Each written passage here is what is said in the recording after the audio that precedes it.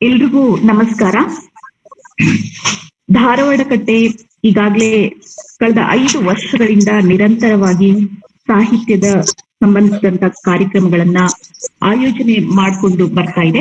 ಆ ನಿಟ್ಟಿನಲ್ಲಿ ಧಾರವಾಡ ಕಟ್ಟೆ ಕರ್ನಾಟಕದಾದ್ಯಂತ ಕನ್ನಡಿಗರ ಮನಸ್ಸುಗಳನ್ನ ಒಂದು ಸೆಳೆದಂತ ವೇದಿಕೆಯಾಗಿದೆ. ಧಾರವಾಡ ಕಟ್ಟೆ ಧಾರವಾಡ ರಾಷ್ಟ್ರೀಯ ಸಾಹಿತ್ಯ ಸಾಂಸ್ಕೃತಿಕ ಸ್ವಾಯತ್ತ ಸಂಸ್ಥೆಯಾಗಿ ಇವತ್ತು ಶ್ರೀ ವಾಲ್ಮೀಕಿ ಮಹರ್ಷಿ ವಿಶ್ವವಿದ್ಯಾಲಯ ರಾಯಚೂರು ಹಾಗೇನೆ ಸಿವಿಸಿ ಪಬ್ಲಿಕೇಶನ್ ಬೆಂಗಳೂರು ಇವರುಗಳ ಒಂದು ಸಹಯೋಗದಲ್ಲಿ ಶೇಕ್ಸ್ಪಿಯರ್ ನಾಟಕಗಳ ಉಪನ್ಯಾಸ ಮಾಲಿಕೆಯನ್ನ, ಇದು ಬಹಳ ದಿನಗಳಿಂದ ಕನ್ನಡಿಗರ ಎಲ್ಲರ ಒಂದು ಬೇಡಿಕೆ ಆಗಿತ್ತು. ಶೇಕ್ಸ್ಪಿಯರ್ನ ಇಂಗ್ಲಿಷ್ ನಲ್ಲಿ ಓದ್ಕೋಬಹುದು, ಕನ್ನಡದಲ್ಲಿ ಅದನ್ನ ತಿಳಿಸ್ಕೊಡ್ಬೇಕು, ಮತ್ತೆ ಅವನ 37 ನಾಟಕಗಳ ಮೇಲೆ ಕನ್ನಡದಲ್ಲಿ ಸುದೀರ್ಘ ಚರ್ಚೆ ಆಗ್ಬೇಕು ಅಂತ ಸಾಕಷ್ಟು ಜನದ ಒತ್ತಾಯತೆಯ ಮೇರೆಗೆ ಧಾರವಾಡ ಕಟ್ಟೆ ಅಂತದೊಂದು ಮಹತ್ವದ ಯೋಜನೆಯನ್ನ ಕೈಗೆತ್ತಿಕೊಂಡು 344 ಕಾರ್ಯಕ್ರಮಗಳನ್ನ, ಬೇರೆ ಬೇರೆ ಉಪನ್ಯಾಸ ಮಾಲಿಕೆಗಳನ್ನ ಆಯೋಜನೆ ಮಾಡಿ ಇವತ್ತು ಈ ಉಪನ್ಯಾಸ ಮಾಲಿಕೆ ಅಡಿನಲ್ಲಿ 19ನೇ ಒಂದು ಉಪನ್ಯಾಸವನ್ನ ನಾವು ಆಯೋಜನೆ ಮಾಡ್ತಾ ಇದ್ದೇವೆ.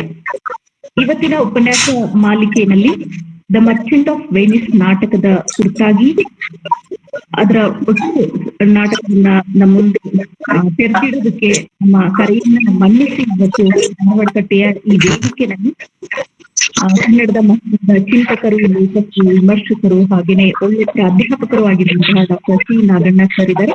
ಅವರಿಗೆ ಧಾರವಾಡ ಕಟ್ಟೆಯ ಬಳಗದವರು ಎಲ್ಲರ ವತಿಯಿಂದ ತುಂಬುಹೃದಯದ ಸ್ವಾಗತವನ್ನ ಕೋರ್ತೇನೆ. ಆತ್ಮೀಯ ಸ್ವಾಗತ ಸರ್.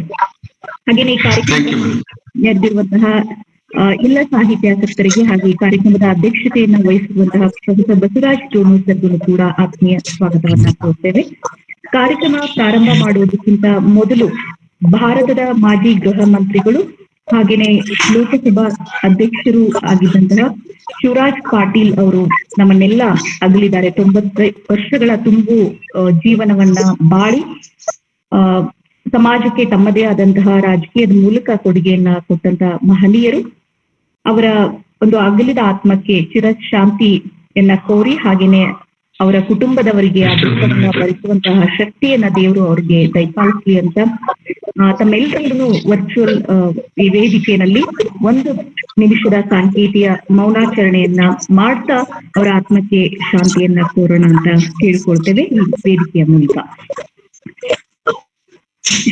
ಸಿ ನಾಗಣ್ಣ ಸರ್ ಅವರು ನಮ್ಗೆ ಒಬ್ಬ ನಾಡಿನಲ್ಲಿ ಚಿರಪರಿಚಿತ ಆಗಿರುವಂತಹ ಲೇಖಕರಾಗಿ, ಚಿಂತಕರಾಗಿ, ಅದಕ್ಕಿಂತ ಹೆಚ್ಚಾಗಿ ಧಾರವಾಡ ಕಟ್ಟೆಗೆ ನಾವು ಕರೆದಾಗೆಲ್ಲಾನು ಕೂಡ ಯಾವತ್ತೂ ಕೂಡ ಅವರು ಇಲ್ಲ ಅಂತ ಹೇಳಿದ್ದೇ ಇಲ್ಲ. ನಮ್ಮ ಉಪನ್ಯಾಸ ಮಾಲಿಕೆಗಳಲ್ಲಿ 2021ರಿಂದ ಈವರೆಗೂ ಕೂಡ ಪ್ರತಿ ವರ್ಷ ಒಂದಾದ್ರೂ ಒಂದು ಉಪನ್ಯಾಸವನ್ನ ನಾವು ಅವರಿಂದ ನಿರೀಕ್ಷೆ ಮಾಡ್ತಾ ಇರ್ತೀವಿ.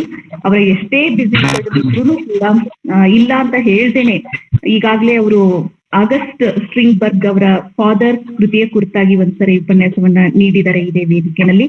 ಹಾಗೇನೆ ಯುರೋಪಿಯನ್ ರೆನೆಸಾನ್ಸ್ ಅಂಡ್ ಶೇಕ್ಸ್ಪಿಯರ್ ಪ್ರತಿಭೆ ಈ ಒಂದು ಶೀರ್ಷಿಕೆ ಅಡಿನಲ್ಲಿ ಶೇಕ್ಸ್ಪಿಯರ್ನ ಕುರಿತಾಗಿನೂ ಕೂಡ ಉಪನ್ಯಾಸವನ್ನ ಮಂಡಿಸಿದ್ದಾರೆ. ನಾವು ಪ್ರಾರಂಭದಲ್ಲಿ ಶೇಕ್ಸ್ಪಿಯರ್ ಉಪನ್ಯಾಸ ಮಾಲಿಕೆಯನ್ನ 12 ಉಪನ್ಯಾಸಗಳನ್ನ ಆಯೋಜನೆ ಮಾಡಿದಂತ ಸಂದರ್ಭದಲ್ಲಿ ಹಾಗೇನೆ ಶಿವ ಅಚ್ಚಿದೆ ಕುರಿತಾಗಿ ಅವರು ಉಪನ್ಯಾಸವನ್ನ ಮಾಡಿದ್ದಾರೆ. ರಾಮಚಂದ್ರ ದೇವ ಅವರ ಶೇಕ್ಸ್ಪಿಯರ್ 2 ಸಂಸ್ಕೃತಿಗಳಲ್ಲಿ ಒಂದು ಕೃತಿಯ ಕುರಿತಾಗಿ ಉಪನ್ಯಾಸವನ್ನ ಮಂಡಿಸಿದ್ದಾರೆ. ಶೇಕ್ಸ್ಪಿಯರ್ ಅವನ ಮನಸ್ಸು ಮತ್ತು ಕಲೆ, ಶೇಕ್ಸ್ಪಿಯರ್ನ ಒಂದು ಜನ್ಮ ದಿನಾಚರಣೆ ನಿಮಿತ್ತ ನಾವು ಹಮ್ಮಿಕೊಂಡಂತ ವಿಶೇಷ ಉಪನ್ಯಾಸ ಕಾರ್ಯಕ್ರಮದಲ್ಲಿ ಈ ಒಂದು ಶೀರ್ಷಿಕೆಯನ್ನ ಇಟ್ಕೊಂಡು ಅವರು ಶೇಕ್ಸ್ಪಿಯರ್ ಕುರಿತಾಗಿ ಮಾತುಗಳನ್ನಾಡಿದ್ದಾರೆ. ಇವತ್ತು ಶೇಕ್ಸ್ಪಿಯರ್ನ ಮತ್ತೊಂದು ಉಪನ್ಯಾಸ ಮಾಲಿಕೆಯಲ್ಲಿ ಅವರು ದ ಮರ್ಚೆಂಟ್ ಆಫ್ ವೆನಿಸ್ ನಾಟಕದ ಕುರಿತಾಗಿ ಮಾತನಾಡಬೇಕು ಅಂತ ನಾವು ಕೇಳ್ಕೊಂಡ್ವಿ. ನಮ್ಮ ಕರೆಯನ್ನ ಯಾವತ್ತೂ ಕೂಡ ಮನ್ನಿಸ್ತಾ ಇವತ್ತು ಈ ವೇದಿಕೆಯಲ್ಲಿ ಅವರು ತಮ್ಮ ಉಪನ್ಯಾಸವನ್ನ ಮಂಡಿಸಲಿದ್ದಾರೆ. ಮಹನೀಯರ ಮಾತುಗಳನ್ನ ತಾವೆಲ್ಲರೂ ಕೂಡ ತಮ್ಮ ಆಡಿಯೋ ಮತ್ತೆ ವಿಡಿಯೋನ ಮ್ಯೂಟ್ ಮಾಡಿಕೊಂಡು ಆಲಿಸ್ಬೇಕು. ಸರ್ ಮೊದಲಿಗೆ 60 ನಿಮಿಷಗಳ ಕಾಲ ಉಪನ್ಯಾಸವನ್ನ ಮಂಡಿಸಲಿದ್ದಾರೆ. ನಂತರದಲ್ಲಿ ಅಧ್ಯಕ್ಷರ ಕೆಲವು ಪೂರಕ ಮಾತುಗಳಿರುತ್ತೆ. ತದನಂತರದಲ್ಲಿ ಚರ್ಚೆಗೆ ಅವಕಾಶ ಇದೆ. ಆ ಸಂದರ್ಭದಲ್ಲಿ ತಾವು ಸರ್ ಜೊತೆಗೆ ನೇರವಾಗಿ ಮಾತುಗಳನ್ನ ಆಡಬಹುದು. ಇಷ್ಟು ಮಾತುಗಳನ್ನ ಹೇಳ್ತಾ ಸರ್ಗೆ ಮತ್ತೊಮ್ಮೆ ನಾನು ತುಂಬು ಹೃದಯದ ಸ್ವಾಗತವನ್ನ ಕೋರ್ತಾ ಈ ವೇದಿಕೆಯನ್ನ ಅವರ ಮಾತುಗಳಿಗಾಗಿ ಬಿಟ್ಕೊಡ್ತಾ ಇದ್ದೇನೆ.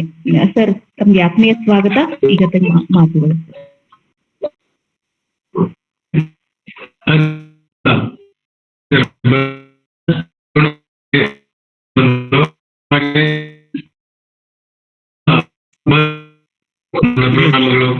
ಗ್ಲಿಚ್ ಆಗ್ತಾ ಇದೆ ಸರ್. ಸರ್, ಸ್ವಲ್ಪ ವಾಯ್ಸ್ ಬ್ರೇಕ್ ಆಗ್ತಾ ಇದೆ.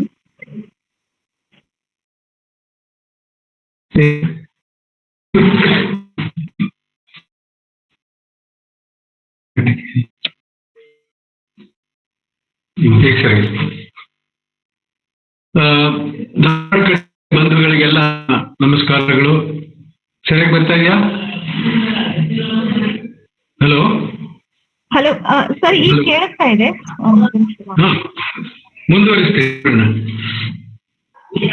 ಈ ಉಪನ್ಯಾಸದಲ್ಲಿ ಭಾಗಿಯಾಗಿರುವ ಎಲ್ಲರಿಗೂ ನನ್ನ ನಮಸ್ಕಾರಗಳು. ಈಗಾಗಲೇ ಮೇಡಮ್ ವಿಜಯಲಕ್ಷ್ಮಿ ಅವರು ಹೇಳಿದ ಹಾಗೆ ಧಾರವಾಡ ಕಟ್ಟೆ ಯಾವತ್ತು ನನ್ನ ಹೃದಯಕ್ಕೆ ಹತ್ತಿರವಾದ ಒಂದು ಕಟ್ಟೆ. ತುಂಬಾ ಅರ್ಥಗರ್ಭಿತವಾದ ಚರ್ಚೆಗಳು, ಉಪನ್ಯಾಸಗಳು ಮತ್ತು ವಿಷಯಗಳ ವಿನಿಮಯ ಇಲ್ಲಿ ನಡೀತಾ ಇರುತ್ತೆ. ದುರದೃಷ್ಟವಶಾತ್ ಹೆಚ್ಚು ಸಕ್ರಿಯವಾಗಿ ನಾನು ಇದರಲ್ಲಿ ಪಾಲ್ಗೊಂಡು ಲಾಭ ಪಡ್ಕೊಳ್ಳೋದಕ್ಕೆ ಸಾಧ್ಯವಾಗ್ತಿಲ್ಲ. ಅದಕ್ಕೆ ಬೇರೆ ಬೇರೆ ಒಂದು ಪ್ರಿಯಾಕ್ಯುಪೇಷನ್ ಇರೋದ್ರಿಂದ ಇನ್ನು ಮುಂದೆ ಲಾಭ ಪಡ್ಕೊಳ್ಳೋದಕ್ಕೆ, ಭಾಗವಹಿಸೋದಕ್ಕೆ ಪ್ರಯತ್ನ ಪಡ್ತೀನಿ. ಒಟ್ಟಿನಲ್ಲಿ ನಿರಂತರವಾಗಿ ಇಷ್ಟು ವರ್ಷಗಳ ಕಾಲ ಧಾರವಾಡ ಕಟ್ಟೆಯನ್ನ ಒಂದು ಇಂಟೆಲೆಕ್ಚುಯಲ್ ಪ್ಲಾಟ್ಫಾರ್ಮ್ ಆಗಿ ಪರಿವರ್ತನೆ ಮಾಡಿರುವ ನಮ್ಮ ಮುಖ್ಯಸ್ಥರಾದಂತ ಡಾಕ್ಟರ್ ಡೋಣೂರ್ ಸಾಹೇಬರಿಗೆ, ಅವರಿಗೆ ಸಾಥ್ ನೀಡ್ತಾ ಇರುವ ಎಲ್ಲ ವಿಧದಲ್ಲೂ ಅವರಿಗೆ ಬೆಂಬಲ ನೀಡಿ ಈ ಕಟ್ಟೆಯನ್ನ ಒಂದು ಅರ್ಥಗರ್ಭಿತವಾದ ಬೌದ್ಧಿಕವಾದ ಕಟ್ಟೆಯಾಗಿ ಪರಿವರ್ತನೆ ಮಾಡಿರುವ ವಿಜಯಲಕ್ಷ್ಮಿ ಅವರಿಗೆ ಮತ್ತು ಎಲ್ಲಾ ಬಂಧುಗಳಿಗೆ ನನ್ನ ನಮಸ್ಕಾರಗಳನ್ನ ಆರಂಭದಲ್ಲೇ ತಿಳಿಸೋದಿಕ್ಕೆ ಇಷ್ಟಪಡ್ತೀನಿ. ಸ್ವಲ್ಪ ಸೋರ್ತಿದೆ, ಎಷ್ಟು ಸಾಧ್ಯವೋ ಅಷ್ಟು ಮುಂದುವರಿಸ್ತೀನಿ. ತುಂಬಾ ತೊಂದರೆ ಆದ್ರೆ ಕ್ಷಮಿಸ್ಬೇಕು. ಒಂದು ಈ ಚಟುವಟಿಕೆ ಅದು ಒಂದು ನೈತಿಕ ಜವಾಬ್ದಾರಿಯಾಗಿ ತಾವು ತೆಗೆದುಕೊಂಡು ಅದನ್ನ ಇಷ್ಟು ವೈನಾಗಿ ನಿಭಾಯಿಸ್ತಾ ಇರೋದು ನನಗೆ ತುಂಬಾ ಹೃದಯ ತುಂಬಿ ಬರುವಂತಹ ಒಂದು ಸಂದರ್ಭ. ಇವತ್ತು ನೇರವಾಗಿ ವಿಷಯಕ್ಕೆ ಬರೋದಾದ್ರೆ, ದಿ ಮರ್ಚೆಂಟ್ ಆಫ್ ವೆನಿಸ್ ನಾಟಕ 594ರಲ್ಲಿ ರಚಿತವಾಗಿರ್ಬೇಕಂತಲೂ 198ಕ್ಕೆ ಮೊದಲಂತೂ ಖಂಡಿತ ಸಿದ್ಧವಾಗಿದೆ ಅಂತಲೂ ಕೂಡ ಅನೇಕ ಮೂಲಗಳಿವೆ. ಅದಕ್ಕೆ ಸಹಾಯಕ ಶಿಲ್ಪ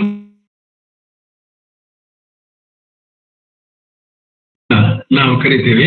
ನಾಟಕದ ಶಿಲ್ಪ ಮತ್ತು ಶೈಲಿ. ಶೇಕ್ಸ್ಪಿಯರ್ ನಾಟಕಗಳನ್ನ 1ನೇ ಪೀರಿಯಡ್, 2ನೇ ಪೀರಿಯಡ್ ಮತ್ತು 3ನೇ ಪೀರಿಯಡ್ ಅಂತ ವಿಭಾಗ ಮಾಡಿ ಆ ಅವಧಿಗೆ ಸೇರಿಸೋದು ಒಂದು ಪದ್ಧತಿ ಅಥವಾ ವಾಡಿಕೆ. ಮರ್ಚೆಂಟ್ ಆಫ್ ವೆನಿಸ್ 2ನೇ ಅವಧಿಗೆ ಸೇರಿದಂತ ನಾಟಕ ಅಂತ ತಜ್ಞರು ಗುರುತಿಸಿದ್ದಾರೆ. ಹಿರಿಯ ಸಮಕಾಲೀನಾದಂತ ಕ್ರಿಸ್ಟೋಫರ್ ಮಾರ್ಲೋ ಅವನ ಪ್ರಭಾವವನ್ನು ನಾವು ಇಲ್ಲೂ ಕೂಡ ಗುರುತಿಸಬಹುದು. ನಾಟಕದಲ್ಲಿ ಪ್ಲಾಟ್ ಅಂದ್ರೆ ಹಂದರ ಬಹಳ ಮುಖ್ಯ.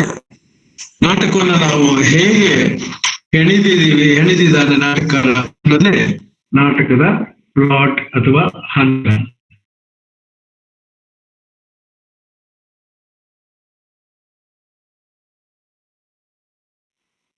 ಸರ್, ವಾಯ್ಸ್ ಬ್ರೇಕ್ ಆಗ್ತಿದೆ.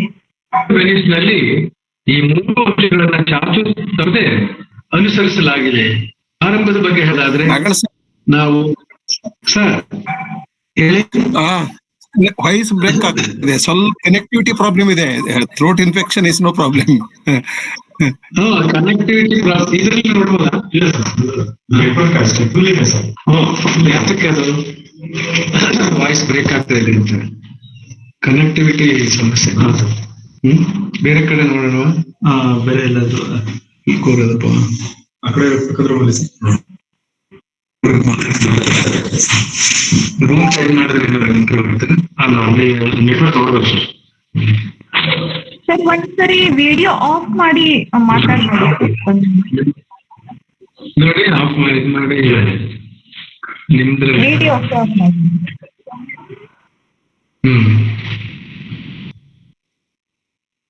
ನೆಟ್ವರ್ಕ್ ಸಮಸ್ಯೆ, ಕನೆಕ್ಟಿವಿಟಿ ಪ್ರಾಬ್ಲಮ್ ಅಂತ ಹೇಳ್ತಾರೆ.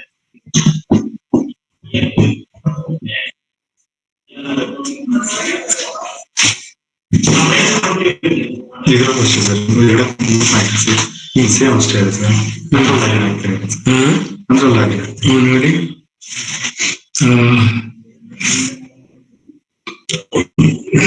ಒಂದ್ ಸೆಕೆಂಡ್ ಮೇಡಮ್, ಟ್ರೈ ಮಾಡ್ತಾ ಇದೀವಿ. ಸರಿ ಸರ್, ಆಗ್ಬೋದು.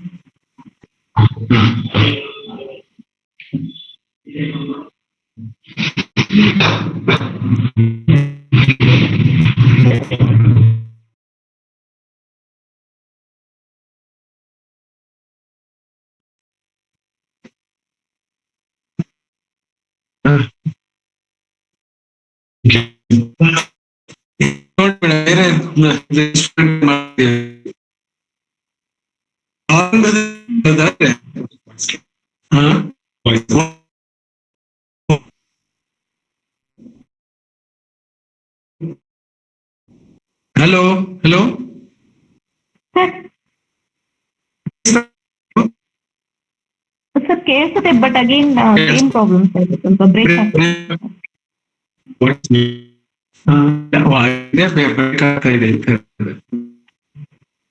ಸರ್ ವಿಡಿಯೋ ಆಫ್ ಮಾಡಿ ಒಂದ್ಸರಿ ಟ್ರೈ ಮಾಡಿ.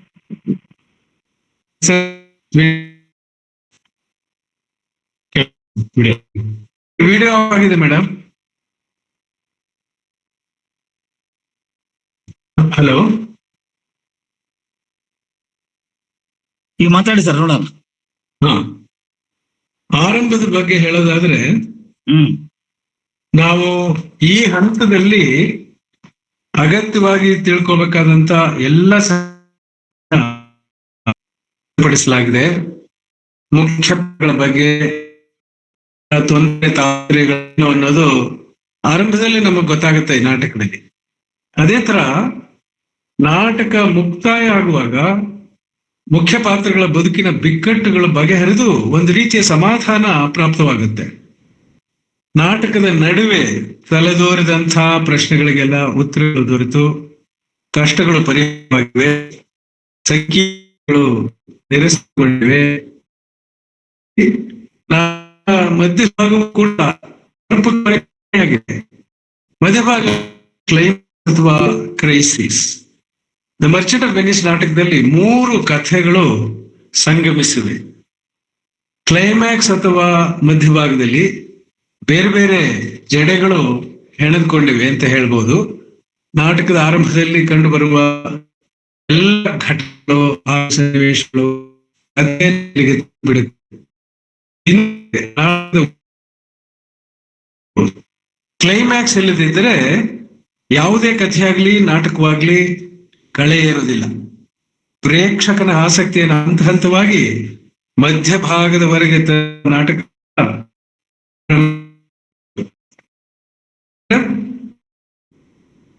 ಹಲೋ ಹಲೋ ಸರ್ ಕೇಳಿಸ್ತಿದೆ ಸರ್. ಇಲ್ಲ ಸರ್, ಕೇಳಿಸ್ತಿದೆ.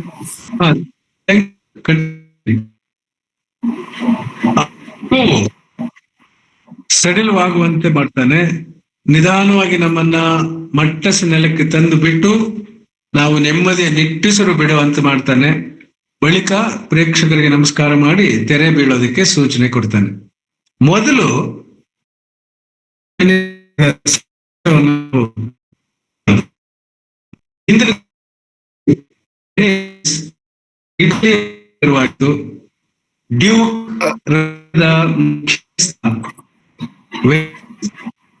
ಸರ್, ಸಮಸ್ಯೆ ಈಗಲೂ ಇದೆ. ಹೌದೇನೋ? ಕನೆಕ್ಟಿವಿಟಿ ಸಮಸ್ಯೆ ಈಗಲೂ ಇದೆ. ಒಂದು ಶಬ್ದ ಕೇಳ್ತದೆ, ಇನ್ನೊಂದು ಶಬ್ದ ಕೇಳಿಸ್ತಾ ಇಲ್ಲ. ಒಂದ್ ಸ್ವಲ್ಪ ನೀವು ಪ್ಲೇಸ್ ಚೇಂಜ್ ಮಾಡಿ ನೋಡಿ.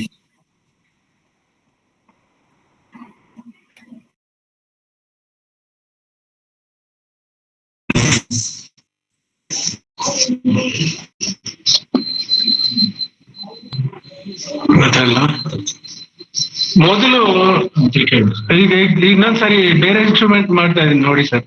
ಮೊದಲು ದ ಮರ್ಚೆಂಟ್ ಆಫ್ ವೆನಿಸ್ ನಾಟಕದ ಸಾರಾಂಶ ನೆನೆಯೋಣ. ಹಿಂದಿನ ಕಾಲದಲ್ಲಿ ವೆನಿಸ್ ಇಟಲಿಯ ಒಂದು ನಗರವಾಗಿತ್ತು. ಡ್ಯೂಕ್ ರಾಜ್ಯದ ಮುಖ್ಯಸ್ಥ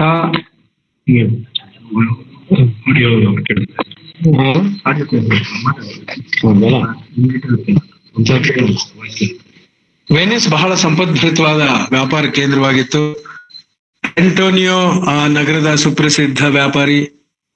ಆತ ದೈವಭೀರು ವ್ಯಾಪಾರಸ್ಥ, ದೇವರ ದಿಂಡ್ರು ಕಂಡ್ರೆ ಭಯಸ್ಥ, ದೇಹಿ ಅಂತ ಸಹಾಯ ಕೇಳಿ ಬಂದವರಿಗೆ ಯಾವತ್ತೂ ಕೂಡ ಬಂದವರನ್ನ ಬರಿಗೈಯಲ್ಲಿ ಅವನು ಕಳಿಸ್ತಾ ಇರ್ಲಿಲ್ಲ. ಆತ ಕೊಟ್ಟ ಸಾಲಕ್ಕೆ ಯಾವತ್ತೂ ಬಡ್ಡಿ ತಕ್ಕೊಳ್ತಾ ಇರ್ಲಿಲ್ಲ ಆಂಟೋನಿಯೋ. ಇದು ಇವನ ಪಾತ್ರದ ಒಂದು ವೈಶಿಷ್ಟ್ಯ ಅಂತ ಹೇಳ್ಬಹುದು. ಆತನ ಸ್ನೇಹಿತರಾದಂಥ ಬೆಸ್ಸಾನಿಯೋ, ಗ್ರೇಷಿಯಾನೋ, ಸೆಲಾರಿನೋ ಮತ್ತು ಲೊರೆನ್ಜೋ ಸಹ ಆತನ ಆಪ್ತ ಗೆಳೆಯರು. ಬಹಳ ದೊಡ್ಡ ಗೆಳೆಯರ ಬಳಗ ಅದು. ಆದ್ರೆ ಆತನನ್ನ ಬಹಳ ಹಚ್ಕೊಂಡಿದ್ದ ಆಪ್ತ ಅಂತ ಹೇಳಿದ್ರೆ ಬೆಸ್ಸಾನಿಯೋ. ಪ್ರಾಯಶಃ ಆಂಟೋನಿಯೋ ಬೆಸ್ಸಾನಿಯೋನನ್ನ ಹಚ್ಕೊಂಡಿದ್ದಷ್ಟು ಬೆಸ್ಸಾನಿಯೋ ಆಂಟೋನಿಯೋನನ್ನ ಹಚ್ಚಿಕೊಂಡಿರಲಾರ.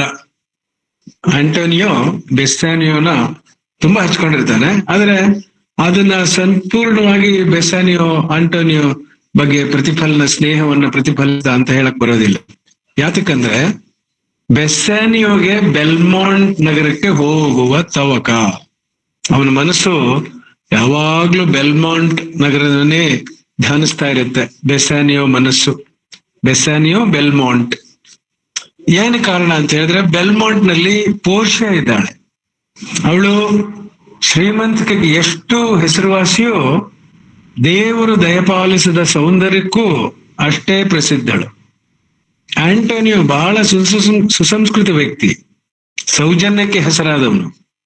ವಿಚಿತ್ರ ಅಂದ್ರೆ ಲೇವಾದೇವಿದಾರನಾದಂತ ಯಹೂದ್ಯ ಶೈಲಾಕ್ ನನ್ನ ಕಂಡರೆ ಸಿಡಿಮಿಡಿಗೊಳ್ತಾನೆ. ಅದೊಂದು ಇವನ್ ದೌರ್ಬಲ್ಯ ಅಂತ ಹೇಳ್ಬೋದು. ಒಂಥರ ಆಂಟಿಸೆಮಿಟಿಕ್ ಆ ಕ್ಯಾರೆಕ್ಟರ್ ಆಂಟೋನಿಯನಲ್ಲಿ ಇದೆ. ಯಹೂದ್ಯರನ್ನ, ಜೂಗಳನ್ನ ಕಂಡ್ರೆ ಅವನಿಗೆ ಆಗೋದಿಲ್ಲ. ಅದಕ್ಕೆ ಬೇರೆ ಆಳವಾದಂತ ಕಾರಣಗಳಿದ್ದಿರ್ಬೋದು. ವೆನಿಸ್ನ ಹಣ ವಿಲೇವಾರಿ ಜಾಗಕ್ಕೆ ರಿಯಾಲ್ಟೋ ಅಂತ ಕರೀತಾರೆ. ಈ ಹಣ ಲೇವಾದೇವಿ ಮಾಡುವಂತ ಜಾಗ ರಿಯಾಲ್ಟೋ ಅಂತ ಅದ್ರ ಹೆಸರು. ವ್ಯಾಪಾರಿಗಳು ಮತ್ತು ಲೇವಾದೇವಿದಾರರು ಬಂದು ಸೇರುವ ಜಾಗ. ಅಲ್ಲೇ ಎಲ್ಲ ಸೇರ್ತಾರೆ, ಅವ್ರ ವ್ಯಾಪಾರ ವ್ಯವಹಾರವನ್ನ ಮಾಡ್ತಾರೆ. ಅದಕ್ಕೆ ರಿಯಾಲ್ಟೋ ಅಂತ ಹೆಸರು. ಈ ಶೈಲಾಕ್ ಒಂದು ಅರ್ಥದಲ್ಲಿ ನತದೃಷ್ಟ ಅಂತ ಹೇಳ್ಬೋದು. ಆದ್ರೆ ಅಲ್ಲ, ಶೈಲಾಕ್ ಆಂಟೋನಿಯೋನ ಹೀಯಾಳಿಸುವ ಜಾಗವೂ ಕೂಡ ಅದೇ. ಆಂಟೋನಿಯೋ ಶೈಲಾಕ್ನನ್ನ ಹೀಯಾಳಿಸುವ ಜಾಗವೂ ಕೂಡ ರಿಯಾಲ್ಟೋ, ವ್ಯಾಪಾರಸ್ಥರ ಜಾಗ. ಎಲ್ಲರೂ ಕೂಡ್ತಾರೆ. ಆವಾಗ ಕ್ರಿಶ್ಚಿಯನ್ರ ಸಂಖ್ಯೆ ಜಾಸ್ತಿ ಆದಾಗ ಯಹೂದ್ಯನ್ನ ಅವರು ಹೀಯಾಳಿಸೋದು ವಾಡಿಕೆ. ಕ್ರಿಶ್ಚಿಯನ್ರು ಮತ್ತು ಯಹೂದ್ಯರು ಶತಶತಮಾನಗಳಿಂದ ಪರಸ್ಪರ ದ್ವೇಷದಲ್ಲಿ ಬದುಕಿರೋರು ಅಂತ ತಮಗೆ ಗೊತ್ತೇ ಇದೆ.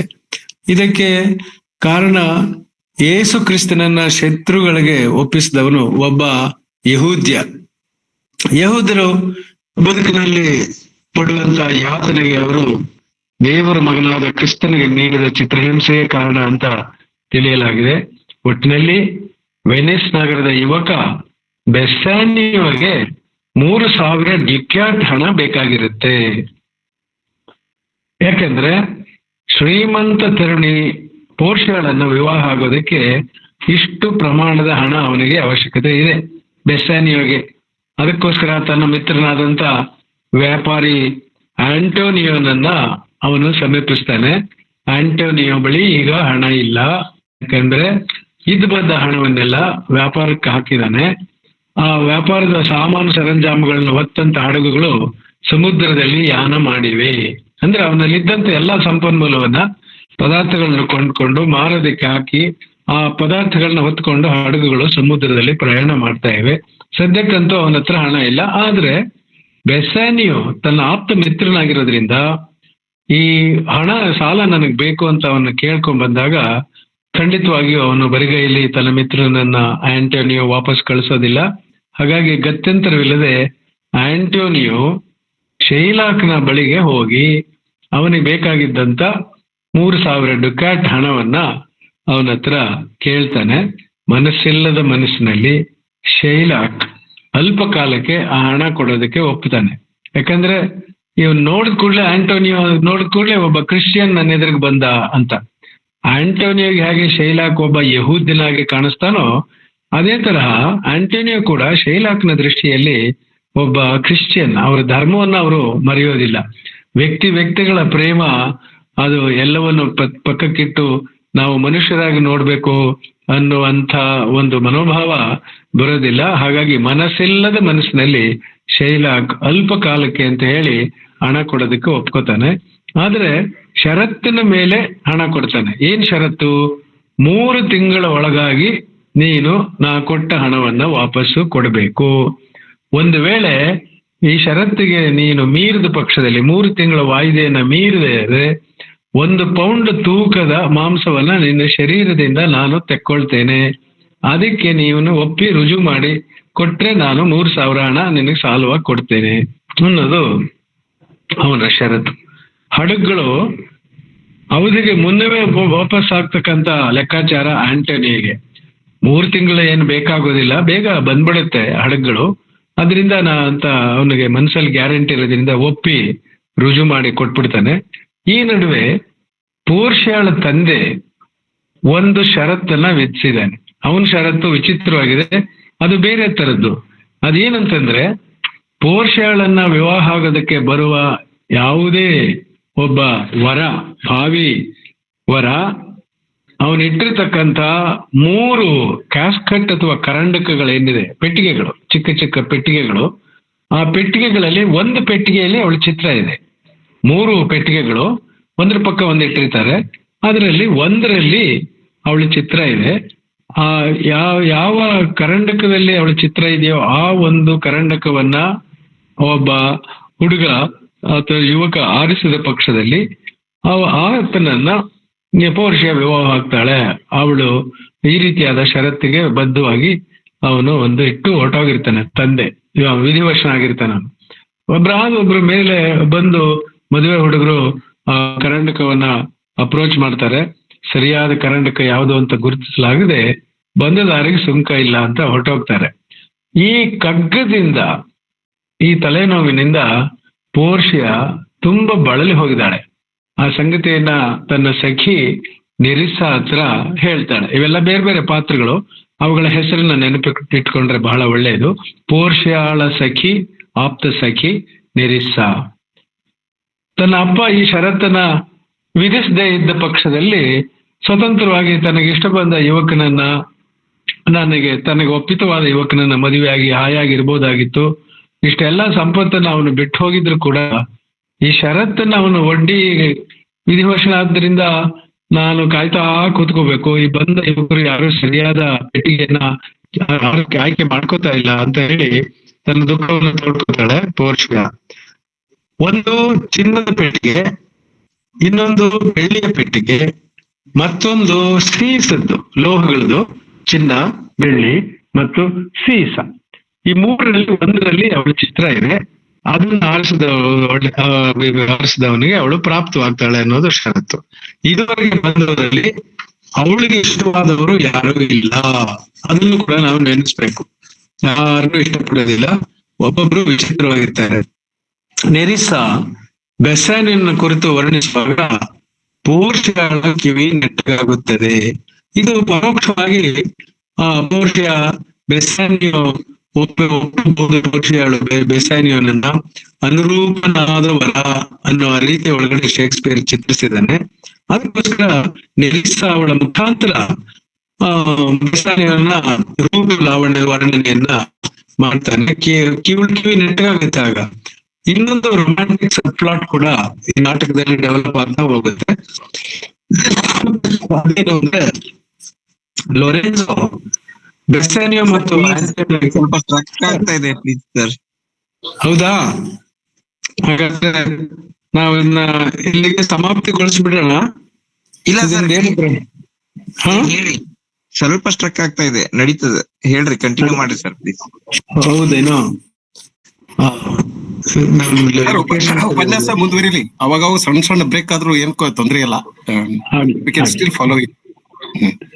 ಸಾರಿ, ಎಕ್ಸ್ಟ್ರೀಮ್ಲಿ ಸಾರಿ. ನಾವು ಬೇರೆ ಒಂದು ಮೀಟಿಂಗ್ ಇತ್ತು, ಅಲ್ಲೇ ನಡೆಸ್ಬಿಡೋಣ ಅಂತ ಬೇರೆ ಸ್ಥಳಕ್ಕೆ ಬಂದೆ. ನಮ್ಮ ಮಾಮೂಲಿ ಜಾಗ ಬಿಟ್ಟು ಮನೆಯಲ್ಲಿ ಆಗ್ಲಿಲ್ಲ, ಇನ್ನೊಂದು ಸಭೆ ಇತ್ತು, ಹಂಗಾಗಿ ಅನಿವಾರ್ಯ. I am extremely sorry, kindly ಬೇರ್ with me sir. No problem, sir. Please continue. Please continue. Thank you, sir. Hear you distinctly. Thank you sir, thank you. Lorenzo Bassanio ಮತ್ತು ಆಂಟೋನಿಯಾಗೆ ಆಪ್ತನಾದವನು. ಲೊರೆನ್ಸೋಗೂ ಶೈಲಾಕ್ನ ಮಗಳಾದ ಜೆಸಿಕಾಳಿಗೂ ಕೂಡ ಪ್ರೇಮಾಂಕುರವಾಗುತ್ತೆ. ಲೊರೆನ್ಸೋ ಜೆಸಿಕಾಳನ್ನ ಅಪಹರಿಸಿಕೊಂಡು ಹೋಗ್ತಾನೆ. ಅಂದ್ರೆ ಅಪಹರಿಸೋದ್ರಿಂದ ಅವರಿಬ್ರು ಪರಸ್ಪರ ಒಲಿದಿರುವಂತ ದಂಪತಿಗಳು ಆಗೋರು ಮುಂದೆ.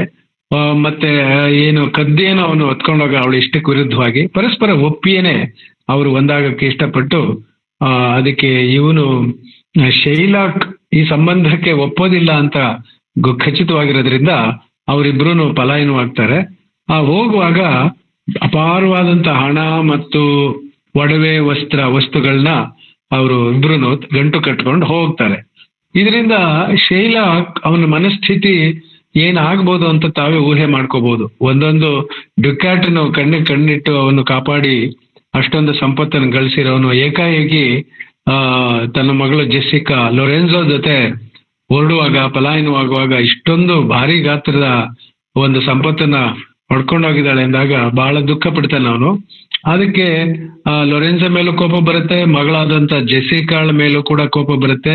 ಇದನ್ನ ಸೇಡ್ ತೀರ್ಸ್ಕೋಬೇಕು ಅಂತ ಶಪಥ ಮಾಡ್ತಾನೆ. ಇದಾದ ನಂತರ ಬೆಸ್ಸಾನಿಯೋ ಮತ್ತು ಗ್ರೇಷಿಯಾನೋ ಬೆಲ್ಮಾಂಟ್ಗೆ ಪ್ರಯಾಣವನ್ನ ಬೆಳೆಸ್ತಾರೆ. ಜೋಡಿಯಾಗಿ ಬರೋದನ್ನ ನೀವು ಗಮನಿಸಬಹುದು. ಬೆಸ್ಸಾನಿಯೋ ಅವಳ ಹೃದಯೇಶ್ವರಿಯಾದಂತ ಪೋರ್ಷಿಯಾ ಅಲ್ಲಿದ್ದಾಳೆ ಬೆಲ್ಮಾಂಟದಲ್ಲಿ. ಬೆಸ್ಸಾನಿಯೋನ ಆಪ್ತ ಮಿತ್ರ ಗ್ರೇಷಿಯಾನೋ ಇದ್ದಾನೆ. ಅವರಿಬ್ರು ಕೂಡಿ ಬೆಲ್ಮಾಂಟ ಕಡೆ ಪ್ರಯಾಣವನ್ನ ಬೆಳೆಸ್ತಾರೆ. ಬೆಸ್ಸಾನಿಯೋ ಆಯ್ಕೆಗಾಗಿ ಕರಂಡಕಗಳ ಬಳಿ ಬಂದ ತಕ್ಷಣವೇ ಪೋರ್ಷಿಯಾ ಅವನಲ್ಲಿ ಅನುರಕ್ತಳಾಗುತ್ತಾಳೆ. ಇದನ್ನ ನಾವು ಬಹಳ ಪಾರಂಪರಿಕವಾಗಿ ಕನ್ವೆನ್ಷನಲ್ ಆಗಿ ಲವ್ ಅಟ್ ಫಸ್ಟ್ ಸೈಟ್ ಅಂತ ಕರಿತೀವಿ. ಅವಳು ಆಯ್ಕೆ ಮಾಡ್ತಾನೋ ಬಿಡ್ತಾನೋ ಸರಿಯಾದ ಕರಂಡಕವನ್ನ, ಅದು ಬೇರೆ ವಿಷಯ. ಆದ್ರೆ ಅವನು ಪ್ರತ್ಯಕ್ಷ ಆಗ್ತಾ ಇದ್ದಾಗೇನೆ ಪೋರ್ಷಿಯಾ ಅವನಲ್ಲಿ ಒಂದು ರೀತಿ ಅನುರಾಗ ಉಂಟಾಗತ್ತೆ. ಬೆಸ್ಸಾನಿಯೋ ಚಿನ್ನದ ಕರಂಡಕವನ್ನ ಆಯ್ಕೆ ಮಾಡಲಿಲ್ಲ, ಬೆಳ್ಳಿ ಕರಂಡಕದ ಬಳಿ ನಿಲ್ಲಲಿಲ್ಲ, ಸೀಸದ ಕರಂಡಕವನ್ನ ತೆರೆಯುತ್ತಾನೆ. ಅದರಲ್ಲಿ ಪೋರ್ಷಿಯಾಳ ಚಿತ್ರವಿದೆ. ಪೋರ್ಷಿಯಾ ಮತ್ತು ಬೆಸ್ಸಾನಿಯೋ ಆನಂದ ತುಂದಿಲಾಗುತ್ತಾರೆ. ಯಾಕಂದ್ರೆ ಪೋರ್ಷಿಯಾಳ ನೋಡಿ ಮೊದಲೇ ಅವನು ಅವಳ ಸೌಂದರ್ಯ ಗೊತ್ತಿರುತ್ತೆ ಅವನಿಗೆ. ಆಮೇಲೆ ಈತನ ರೂಪುಲಾವನ್ನ ನೋಡಿದಾಗ ಅವಳು ಕೂಡ ಅನುರಕ್ತಳಾಗ್ತಾಳೆ. ಒಟ್ಟಿನಲ್ಲಿ ಆ ಸರಿಯಾದ ಪೆಟ್ಟಿಗೆಯನ್ನ ತೆರೆದಾಗ ಪೋರ್ಷಿಯಾಳಿಗೆ ಬಹಳ ಸಂತೋಷ ಆಗುತ್ತೆ. ಶೀಘ್ರವೇ ವಿವಾಹ ಆಗೋದಕ್ಕೆ ಅವರಿಬ್ರು ನಿರ್ಧಾರ ಮಾಡ್ತಾರೆ. ಈ ಕಡೆ ನೆರಿಸಾ ಮತ್ತು ಗ್ರೇಷಿಯಾನು ಸಹ ವಿವಾಹ ಆಗೋದಕ್ಕೆ ಸಿದ್ಧರಾಗ್ತಾರೆ. ಒಂದ್ ಕಡೆ ಹೀರೋಯಿನ್ ವಿವಾಹಕ್ಕೆ ಸಿದ್ಧವಾದರೆ ಅವರ ಸಖಿ ಇವನ ಬೆಸ್ಸಾನಿಯೋ ಮಿತ್ರ ಗ್ರೇಷಿಯಾನೋ, ಪೋರ್ಷಿಯಾಳ ಸಖಿ ನೆರಿಸಾ, ಅವರಿಬ್ರು ಕೂಡ ವಿವಾಹಕ್ಕೆ ಸಿದ್ಧವಾಗ್ತಾರೆ. ಹೀಗೆ ಮೈನ್ ಪ್ಲಾಟ್ ಸಬ್ ಪ್ಲಾಟ್ ನಲ್ಲಿ ನಡೆಯುವಂತ ರೊಮ್ಯಾಂಟಿಕ್ ಪೇರ್ಸ್ ಇದೆ. ಈ ಕಡೆ ಸಂತೋಷ, ಸಂಭ್ರಮ, ಸಡಗರ ಅದೆಲ್ಲ ಕಾಣಿಸುತ್ತೆ. ಆದ್ರೆ ಅದು ಬಹಳ ಕಾಲ ಉಳಿಯೋದಿಲ್ಲ. ಯಾತಕ್ಕಂದ್ರೆ ಆಂಟೋನಿಯೋನಿಂದ ಬೆಸ್ಸಾನಿಯೋಗೆ ಒಂದು ಪತ್ರ ಬಂದ್ಬಿಡುತ್ತೆ ಅದೇ ಟೈಮಿಗೆ ಸರಿಯಾಗಿ. ಆ ಪತ್ರದ ಒಕ್ಕಣೆ ಏನು? ದುಃಖವನ್ನು ಹೊತ್ತು ತಂದಿರುವ ಪತ್ರ ಅದು. ಸರಕನ್ನು ಹೊತ್ತ ತನ್ನ ಹಡಗುಗಳು ಸಮುದ್ರದ ಪಾಲಾದವು. ಇನ್ನು ನಾನು ಬೆಲ್ಮಾಂಟ್ನಿಂದ ಹೊರಡುತ್ತೇನೆ. ಶೈಲಾಕ್ನ ಸಾಲವನ್ನಂತೂ ತೀರಿಸಲು ಸಾಧ್ಯವಿಲ್ಲ. ಪರಿಣಾಮವಾಗಿ ಆತ ತನ್ನ ಶರೀರದಿಂದ 1 ಪೌಂಡ್ ತೂಕದ ಮಾಂಸವನ್ನು ತೆಗೆದುಕೊಂಡರೆ ತಾನು ಹಸುನೀಗುವುದಂತೂ ಖಂಡಿತ ಅನ್ನೋದು ಆ ಲೆಟರ್ನಲ್ಲಿ ಬರೆದಿರುವಂತ ಒಕ್ಕಣೆ. ಆ ಸಮಾಚಾರವನ್ನು ಓದ್ತಾ ಇದ್ದಾಗೇನೆ ಬೆಸ್ಸಾನಿಯೋ ದಿಗ್ಭ್ರಾಂತನಾಗ್ತಾನೆ. ಸಾಲ ತೀರಿಸುವಷ್ಟು ಹಣವನ್ನ ಪೋರ್ಷಿಯಾಳಿಂದ ಪಡೆದು ವೆನಿಸ್ಗೆ ಆತುರವಾಗಿ ಬರ್ತಾನೆ. ಸುದೈವದಿಂದ ಅವಳು ಹಣವನ್ನ ಕೊಡ್ತಾಳೆ. ಯಾಕಂದ್ರೆ ಬೆಸ್ಸಾನಿಯೋನ ಹೃದಯಪೂರ್ವಕವಾಗಿ ಅವಳು ಒಪ್ಕೊಂಡಿರೋದ್ರಿಂದ ಅವನಿಗೆ ಒಂದು ಆಪತ್ತು ಬಂದಿದೆ ಎಂದು ಕೂಡಲೇ ಅದನ್ನ ನಿವಾರಣೆ ಮಾಡೋದಕ್ಕೋಸ್ಕರ ತಕ್ಷಣ ಎಷ್ಟು ಹಣ ಬೇಕು ಅಷ್ಟನ್ನ ಕೊಟ್ಟು ವೆನಿಸ್ಗೆ ಬೆಸ್ಸಾನಿಯೋನ ರವಾನಿಸ್ತಾನೆ. ವೆನಿಸ್ನಲ್ಲಿ ಶೈಲಾಕ್ ತಾನು ನೀಡಿರುವಂತ ಹಣವನ್ನ ಪಡೆಯೋದಕ್ಕೆ ಅವನು ಸಿದ್ಧನಾಗಿಲ್ಲ. ಯಾಕಂದ್ರೆ ಅವನಿಗೆ ಹಣಕ್ಕಿಂತ ಪ್ರತೀಕಾರ ಮುಖ್ಯ. ಕ್ರಿಶ್ಚಿಯನ್ ಒಬ್ಬ ತನ್ನ ಮಗಳನ್ನ ಅಪಹರಿಸ್ಕೊಂಡು ಹೋಗಿರೋದು ಒಂದು ಕಡೆ ದುಃಖ. ಈ ಒಂದು ಕ್ರಿಶ್ಚಿಯನ್ ಆಂಟೋನಿಯೋ ತನ್ನಿಂದ ಸಾಲ ಪಡೆದಿದ್ದಾನೆ, ಅದರಿಂದ ಅದೊಂದು ಕಡೆ ಇನ್ನೊಬ್ಬ ಕ್ರಿಶ್ಚಿಯನ್, ಹೀಗಾಗಿ ಅದು ಕಾಂಪೌಂಡ್ ಇಂಟ್ರೆಸ್ಟ್ ಅಂತ ಹೇಳ್ತೀವಲ್ಲ, ಹಾಗೆ ಅವನು ಈ ಹಣವನ್ನ ಇಸ್ಕೊಳ್ಳೋದಕ್ಕೆ ವಾಪಸ್ ಪಡೆಯೋದಕ್ಕೆ ಇಷ್ಟಪಡದೆ ಪ್ರತೀಕಾರಕ್ಕಾಗಿ ಅವನು ತುದಿಗಾಲಿನಲ್ಲಿ ನಿಂತಿದ್ದಾನೆ. ಬಾಂಡಿನ ಪ್ರಕಾರ ಆಂಟೋನಿಯೋ ಶರೀರದಿಂದ 1 ಪೌಂಡ್ ಮಾಂಸವನ್ನ ಪಡೀತಕ್ಕಂತಹದ್ದು ಅದು ನಮ್ಗೆಲ್ರಿಗೂ ಗೊತ್ತೇ ಇದೆ. ನ್ಯಾಯಾಲಯದಲ್ಲಿ ಡ್ಯೂಕ್ನ ಸಮ್ಮುಖದಲ್ಲಿ ನಡೆಯುವಂತ ವಾಗ್ವಾದದಲ್ಲಿ ಶೈಲಾಕ್ ತನ್ನ ಶತ್ರುವಿಗೆ ಎದುರಬದ್ರ ನಿಲ್ತಾನೆ. ಆಂಟೋನಿಯೋ ಆದ್ರೂ ಕೂಡ ವಿಧಿ ಎಣಿಸದಂತೆ ಆಗ್ಲಿ ಅಂತ ನಿಶ್ಚಿಂತೆಯಿಂದ ಇದ್ದಾನೆ. ಆದದ್ದಾಗ್ಲಿ, ನಾನು ಬರ್ಕೌಟ್ ಆಗಿದೆ, ಒಪ್ಪಿದ್ದೀನಿ, ಒಂದು ವೇಳೆ ಅವನು 1 ಪೌಂಡ್ ಮಾಂಸವನ್ನು ನನ್ನ ಶರೀರದಿಂದ ತಕ್ಕೊಂಡ್ರೆ ನಾನು ಅದನ್ನ ಒಪ್ಕೋಬೇಕಾಗುತ್ತೆ, ವಿಧಿ ಇಲ್ಲ ಅಂತ ಅವನು ನಿಶ್ಚಿಂತೆಯಿಂದ ಅವನೊಂದ್ ಕಡೆ ಇದ್ದಾನೆ. ಎಲ್ಲ ಕಡೆ ಶೈಲಾಕ್ ನನ್ನ ಶತ್ರುಗಳು ಸುತ್ತುವರೆದಿದ್ದಾರೆ. ನಿನಗೆ ಸೇರಬೇಕಾದ ಹಣದ ಮೊತ್ತದ 2% ತೆಗೆದುಕೋ ಅಂತ ಬೆಸಾನಿಯು ಅಂಗಲಾಚ್ತಾನೆ. ಆದ್ರೆ ಶೈಲಾಕ್ ಅದಕ್ಕೊಪ್ಪೋದಿಲ್ಲ. ನ್ಯಾಯಾಧಿಪತಿಯ ಸ್ಥಾನದಲ್ಲಿರುವಂತ ಡ್ಯೂಕ್, ನೀನು ದಯಾಪರನಾಗದೆ ಇತರರಿಂದ ಹೇಗೆ ದಯೆಯನ್ನ ನಿರೀಕ್ಷಿಸುವೆ ಅಂತ ಕೇಳ್ತಾನೆ. ನ್ಯಾಯಾಧೀಶ ಶೈಲಾಕ್ ಈ ಘಟ್ಟದಲ್ಲಿ ನನಗೆ ಇನ್ನೇನು ವಿಜಯಮಾಲೆ ಸಿಕ್ಕೇ ಬಿಡ್ತು ಅಂತ ಹೇಳಿ ಬೀಗೋದಕ್ಕೆ ಶುರು ಮಾಡ್ತಾನೆ. ಅಂದ್ರೆ ಆಂಟೋನಿಯೋ ಸೋತೋಗ್ತಾನೆ, ನನ್ನ 3,000 ಡ್ಯೂಕಾಟ್ ನನಗೇನು ಬೇಕಾಗಿಲ್ಲ, ನನ್ನ ಷರತ್ತಿನ ಪ್ರಕಾರ ಅವನ ಶರೀರದ 1 ಪೌಂಡ್ ತೂಕದ ಮಾಂಸ ಬೇಕು, ಇನ್ನೇನು ನಾನು ಗೆದ್ದೇ ಬಿಟ್ಟೆ, ಅವನು ಸೋತ್ ಹೋದ ಅನ್ನುವ ಇದರಲ್ಲಿ ಬೇಗ್ತಾ ಇರ್ತಾನೆ. ಈ ಒಂದು ಬಿಂದುವಿನಿಂದ ಶೇಕ್ಸ್ಪಿಯರ್ ಶೈಲಾಕ್ನ ಬಗೆಗೆ ನಮಗಿರುವಂತ ಸಹಾನುಭೂತಿಯನ್ನ ನಿಧಾನವಾಗಿ ಕರಗಿಸ್ಬಿಡ್ತಾನೆ. ಈ ಹಂತದವರೆಗೆ ನಮ್ಗೊಂದು ರೀತಿಯ ಸಹಾನುಭೂತಿ ಇರುತ್ತೆ ಶೈಲಾಕ್ ಕ್ಯಾರೆಕ್ಟರ್ ಬಗ್ಗೆ. ಆದ್ರೆ ಇಲ್ಲಿಂದ ಮುಂದಕ್ಕೆ ಅವನು ಹಠಮಾರಿಯಾಗಿ 3,000 ಡುಕಾಟನ್ನು ವಾಪಸ್ ಕೊಡ್ತೀನಿ, ಸಾಲ ತೀರ್ಸಕ್ ನಾನು ಸಿದ್ಧವಿದ್ದೀನಿ ಅಂತ ಆಂಟೋನಿಯೋ ಹೇಳಿದಾಗ್ಲೂ ಕೂಡ ಇಲ್ಲ, ನನಗ್ ಬೇಕಾಗಿರೋ ಪ್ರತೀಕಾರ, ನೀನೇನು ಹಣ ವಾಪಸ್ ಮಾಡ್ಬೇಕಾದಂತ ಪ್ರಮೇಯ ಇಲ್ಲ ಅಂತ ಹಠ ಹಿಡಿದಾಗ ಪ್ರೇಕ್ಷಕರಾದಂತ ನಾವು, ಓದುಗರಾದಂತ ನಾವು ಅವನ ಬಗ್ಗೆ ಒಂದು ರೀತಿಯಾದಂತ ತಾತ್ಸಾರವನ್ನ ಮತ್ತು ಒಂದು ಸಹಾನುಭೂತಿಯನ್ನ ತೋರಿಸೋದನ್ನ ನಾವು ಕಡಿಮೆ ಮಾಡ್ತೀವಿ. ಪೋರ್ಷಿಯ ನ್ಯಾಯಾಲಯದ ದೃಶ್ಯದಲ್ಲಿ ಕಾಣಿಸಿಕೊಂಡಂತ ಕ್ಷಣದಿಂದ ಶೈಲಾಕ್ ಕುಗ್ತಾ ಹೋಗ್ತಾನೆ. ಪೋರ್ಷಿಯಾಳ ದಿ ಕ್ವಾಲಿಟಿ ಆಫ್ ಮರ್ಸಿ ಅನ್ನೋ ಭಾಷಣ ಏನ್ ಬರುತ್ತೆ ನ್ಯಾಯಾಲಯದಲ್ಲಿ, ಅದು ಶೈಲಾಕ್ಗೆ ಶಿಕ್ಷೆ ನೀಡಬೇಕಾದದ್ದೇ ಸರಿ ಅನ್ನೋ ಸಂಗತಿಯನ್ನ ಅದು ಸಾಬೀತು ಮಾಡುತ್ತೆ. ಮುಂದೆ ನಾನು ಸಮಯ ಇದ್ದರೆ ಆ ಕ್ವಾಲಿಟಿ ಆಫ್ ಮರ್ಸಿ ಅನ್ನೋ ಭಾಗ ಬಹಳ ಸುಂದರವಾದಂತ ಕಾವ್ಯಾತ್ಮಕವಾದಂತ ಭಾಗ. ಶೇಕ್ಸ್ಪಿಯರ್ನ ನಾಟಕಗಳಲ್ಲಿ ಅಲ್ಲಲ್ಲಿ ಅವನು ಗರಿಗೆದರಿ ಬಾನ ಅಂಗಳಕ್ಕೆ ಜಿಗಿಯುವಂತ ಕಾವ್ಯ ಶಕ್ತಿಯನ್ನ ಪಡ್ಕೊಂಡಿದ್ದ ಅನ್ನೋದನ್ನ ಸಾಬೀತುಪಡಿಸುವಂತ ಒಂದು ಪ್ಯಾಸೇಜ್ ಅದು. The quality of mercy is not strained ಅಂತ. ಅದನ್ನು ಮುಂದೆ ನಾನು ತಮ್ಮ ಮುಂದೆ ಪ್ರಸ್ತುತಪಡಿಸ್ತೀನಿ. ಪೋರ್ಷಿಯ ಸಮಾಧಾನ ಮಾಡು ಅಂತ ಹೇಳಿ ಶೈಲಾಕ್ನನ್ನ ಕೇಳೋದಕ್ಕೂ ಡ್ಯೂಕ್ ಕೇಳೋದಕ್ಕೂ ವ್ಯತ್ಯಾಸ ಇದೆ. ಆದ್ರೆ ಈ ವ್ಯತ್ಯಾಸವನ್ನು ಗುರುತಿಸುವಷ್ಟು ಶೈಲಾಕ್ ಪ್ರಬುದ್ಧನಲ್ಲ. She contemplates the petty quarrel between Jew and Christian from a higher ethical plane. She points out that revenge is only a partial remedy and mercy alone can render both happy. Him that gives and him that takes. ಇದು ಶೇಕ್ಸ್ಪಿಯರ್ನ ಆ passage ನಲ್ಲಿ ಬರುವಂತ ಒಂದು ಅದ್ಭುತವಾದಂತ ಒಂದು philosophy. ಈ mercy ಅನ್ನೋದು ಯಾರು ಮರ್ಸಿಯನ್ನ ತೋರಿಸ್ತಾರೋ ಅವನನ್ನು, ಮರ್ಸಿಗೆ ಪಾತ್ರನಾದ ಇಬ್ಬರು ವ್ಯಕ್ತಿಗಳನ್ನು ಅದು ಆಶೀರ್ವದಿಸುತ್ತೆ ಅನ್ನುವ ಉದಾತ್ತವಾದಂತ ಒಂದು ಹೈಯರ್ ಎಥಿಕಲ್ ಪ್ಲೇನ್ ನಲ್ಲಿ ಯೋಚನೆ ಮಾಡುವಂತ ಒಂದು ಪ್ರಸಂಗ. ಆದ್ರೆ ಆ ರಿವೆಂಜ್ ಅನ್ನೋದು ಪೋರ್ಷಿಯಾಳ ಪ್ರಕಾರ ಅದು ನಿಜವಾಗ್ಲೂ ಪರಿಹಾರ ಅಲ್ಲ, it is only A partial remedy. ಅದರಿಂದ ಪ್ರತೀಕಾರ ಅಂತ ದೊಡ್ಡ ಸಂಗತಿ ಏನಲ್ಲ. ನಾವೆಲ್ಲ ಮೂಲಭೂತವಾಗಿ ಪಾಪಗಳಾಗಿರೋರು. ಹಾಗಿದ ಮೇಲೆ ನಮ್ಮ ಸಹಮಾನವರ ವಿರುದ್ಧ ಸೇಡು ತೀರಿಸ್ಕೊಳ್ಳೋದಕ್ಕೆ ನಾವು ಯಾತಕ್ಕೆ ತುದಿಗಾಲಿನಲ್ಲಿ ನಿಂತಿರ್ತೀವಿ ಅನ್ನೋದು ಪ್ರಶ್ನೆ. ಶೈಲಾಕ್ ನಿಧಾನವಾಗಿ ನಮ್ಮ ಸಹಾನುಭೂತಿಯನ್ನ ಕಳೆದುಕೊಳ್ತಾನೆ. ಆ ಸಂಗತಿಯನ್ನು ನಾನು ಈಗಾಗಲೇ ತಮ್ಮ ಗಮನಕ್ಕೆ ತಂದೆ. ಆಂಟೋನಿಯೋ ಎದೆ ಬಗೆದು 1 ಪೌಂಡ್ ಮಾಂಸವನ್ನು ತೆಗೆದುಕೊಳ್ಳುವ ಸಂದರ್ಭವನ್ನ ನೆನೆದೇ ಅವನು ಸುಖ ಪಡೋದನ್ನ ಕಂಡಾಗ ಅವನ ಬಗ್ಗೆ ನಮಗೆ ಅಸಹ್ಯ ಉಂಟಾಗುತ್ತೆ. ಅಂದ್ರೆ ಶೈಲಾಕ್ ಆಂಟೋನಿಯನ ಎದೆಯನ್ನ ಬಗೆದು ಅಲ್ಲಿಂದ 1 ಪೌಂಡ್ ಮಾಂಸ ತಕ್ಕೊಳ್ತೀನಿ ಅಂತ ಅವನು ಧ್ಯಾನಿಸ್ತಾ ಇದ್ದಾನಲ್ಲ, ಅದು ಎಂಥ ಕಠೋರವಾದ ಕ್ರೂರವಾದ ಒಂದು ಆಲೋಚನೆ ಅಂತ ಹೇಳಿ. His breast. ಹಲೋ,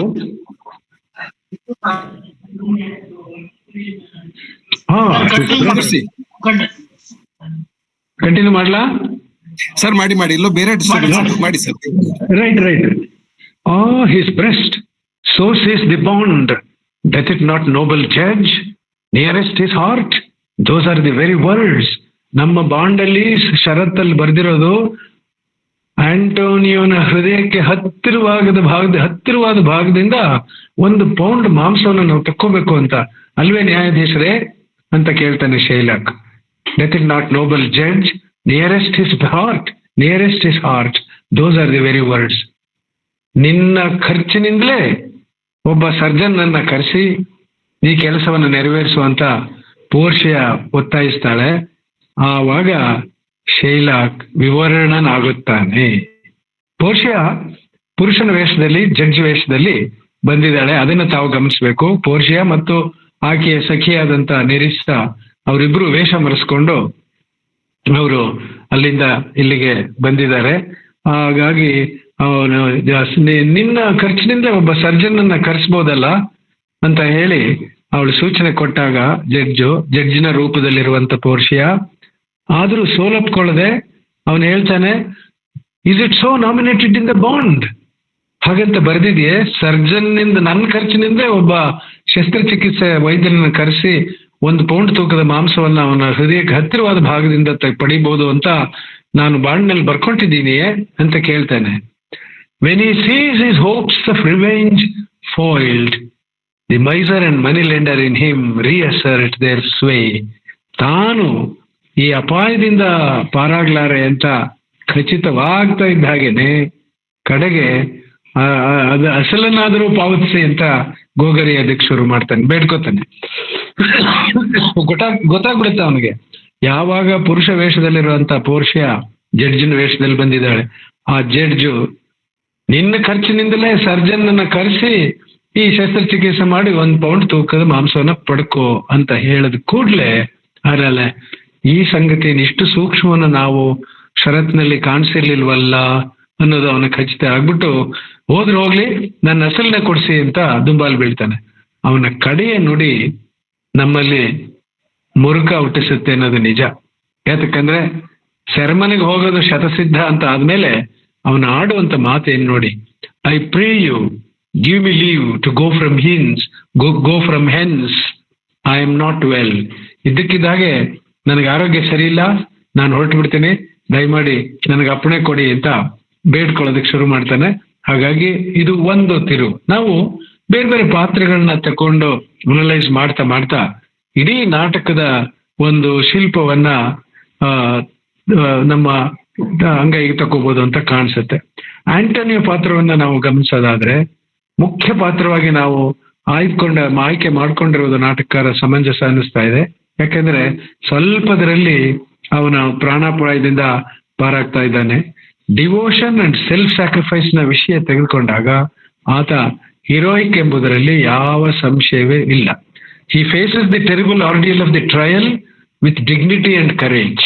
ಆ ನ್ಯಾಯಾಲಯದ ದೃಶ್ಯದಲ್ಲಿ, ಟ್ರಯಲ್ ಸೀನ್ ನಲ್ಲಿ ಅವನು ಎಷ್ಟು ಕಾಮ್ ಅಂಡ್ ಕಂಪೋಸ್ಡ್ ಆಗಿರ್ತಾನೆ ಅಂತ ಹೇಳಿದ್ರೆ ನಿಜವಾಗ್ಲೂ ಮುಖ್ಯ ಪಾತ್ರಕ್ಕೆ ಆ ರೀತಿಯಾದಂತ ಒಂದು ಘನತೆ, ಗಾಂಭೀರ್ಯ ಇರಬೇಕು. ಅದಕ್ಕೆ ವ್ಯತಿರಿಕ್ತವಾಗಿ ನೀವು ಶೈಲಾಕ್ನ ವರ್ತನೆಯನ್ನ ಗಮನಿಸುವಾಗ ಇನ್ನೇನ್ ನಾನು ಸೋತೋಗ್ತೀನಿ, ನನಗೆ ಶಿಕ್ಷೆ ಖಂಡಿತ ಅನ್ನೋ ಗಳಿಗೆ ಉದ್ಭವ ಆದ ಕೂಡಲೇ ಶೈಲಾಕ್ ವಿಲುವಿಲ ಅಂತ ಒದ್ದಾಡ್ತಾನೆ. ಅವನು ತಲೆಯೆಲ್ಲ ಪರಚಿಕೊಂಡು ಹುಚ್ಚಿನ ರೀತಿ ವರ್ತನೆ ಮಾಡ್ತಾನೆ. ಆದ್ರೆ ಯಾವ ಕ್ಷಣದಲ್ಲೂ ಆಂಟೋನಿಯೋ ತನ್ನ ಗಾಂಭೀರ್ಯವನ್ನ ಕಳ್ಕೊಳ್ಳೋದಿಲ್ಲ. ಅದು ನಾವು ಗಮನಿಸಬೇಕಾದಂತ ಸಂಗತಿ. ಅದನ್ನೇ ನಾವು ಡಿಗ್ನಿಟಿ ಅಂಡ್ ಕರೇಜ್ ಅಂತ ಕರೆಯೋದು. ಶೈಲಾಕ್ನ ದೃಷ್ಟಿಯಲ್ಲಿ ಆತ ಡಿಗ್ನಿಟಿ ಇಲ್ಲದನಾಗೆ ಕಾಣಿಸ್ಬೋದು, ಆದ್ರೆ ಆತನ ಸ್ನೇಹಿತನ ದೃಷ್ಟಿಯಲ್ಲಿ ಆಂಟೋನಿಯೋ ಬಹಳ ಗೌರವಾನ್ವಿತವಾದಂತ ಮನುಷ್ಯ.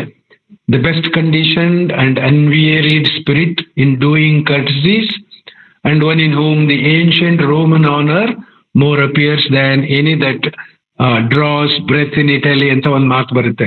ಅಂದ್ರೆ ಆಂಟೋನಿಯೋನ ಗಾಂಭೀರ್ಯ, ಘನತೆ, ಅವನ ಪಾತ್ರದ ಉದಾತ್ತತೆಯನ್ನ ವರ್ಣಿಸುವಾಗ best conditioned and unwearied spirit in doing courtesies, ಬೇರೆಯವ್ರ ಬಗ್ಗೆ ಸೌಜನ್ಯ ತೋರುವಾಗ ಅವನು ಯಾವುದೇ ರೀತಿಯ ಚೌಕಾಶಿ ಮಾಡ್ತಾ ಇರಲಿಲ್ಲ, ತುಂಬಾ ಗಂಭೀರವಾಗಿ ವರ್ತಿಸ್ತಾ ಇದ್ದ, ಇತರರನ್ನ ಗೌರವಿಸ್ತಾ ಇದ್ದ.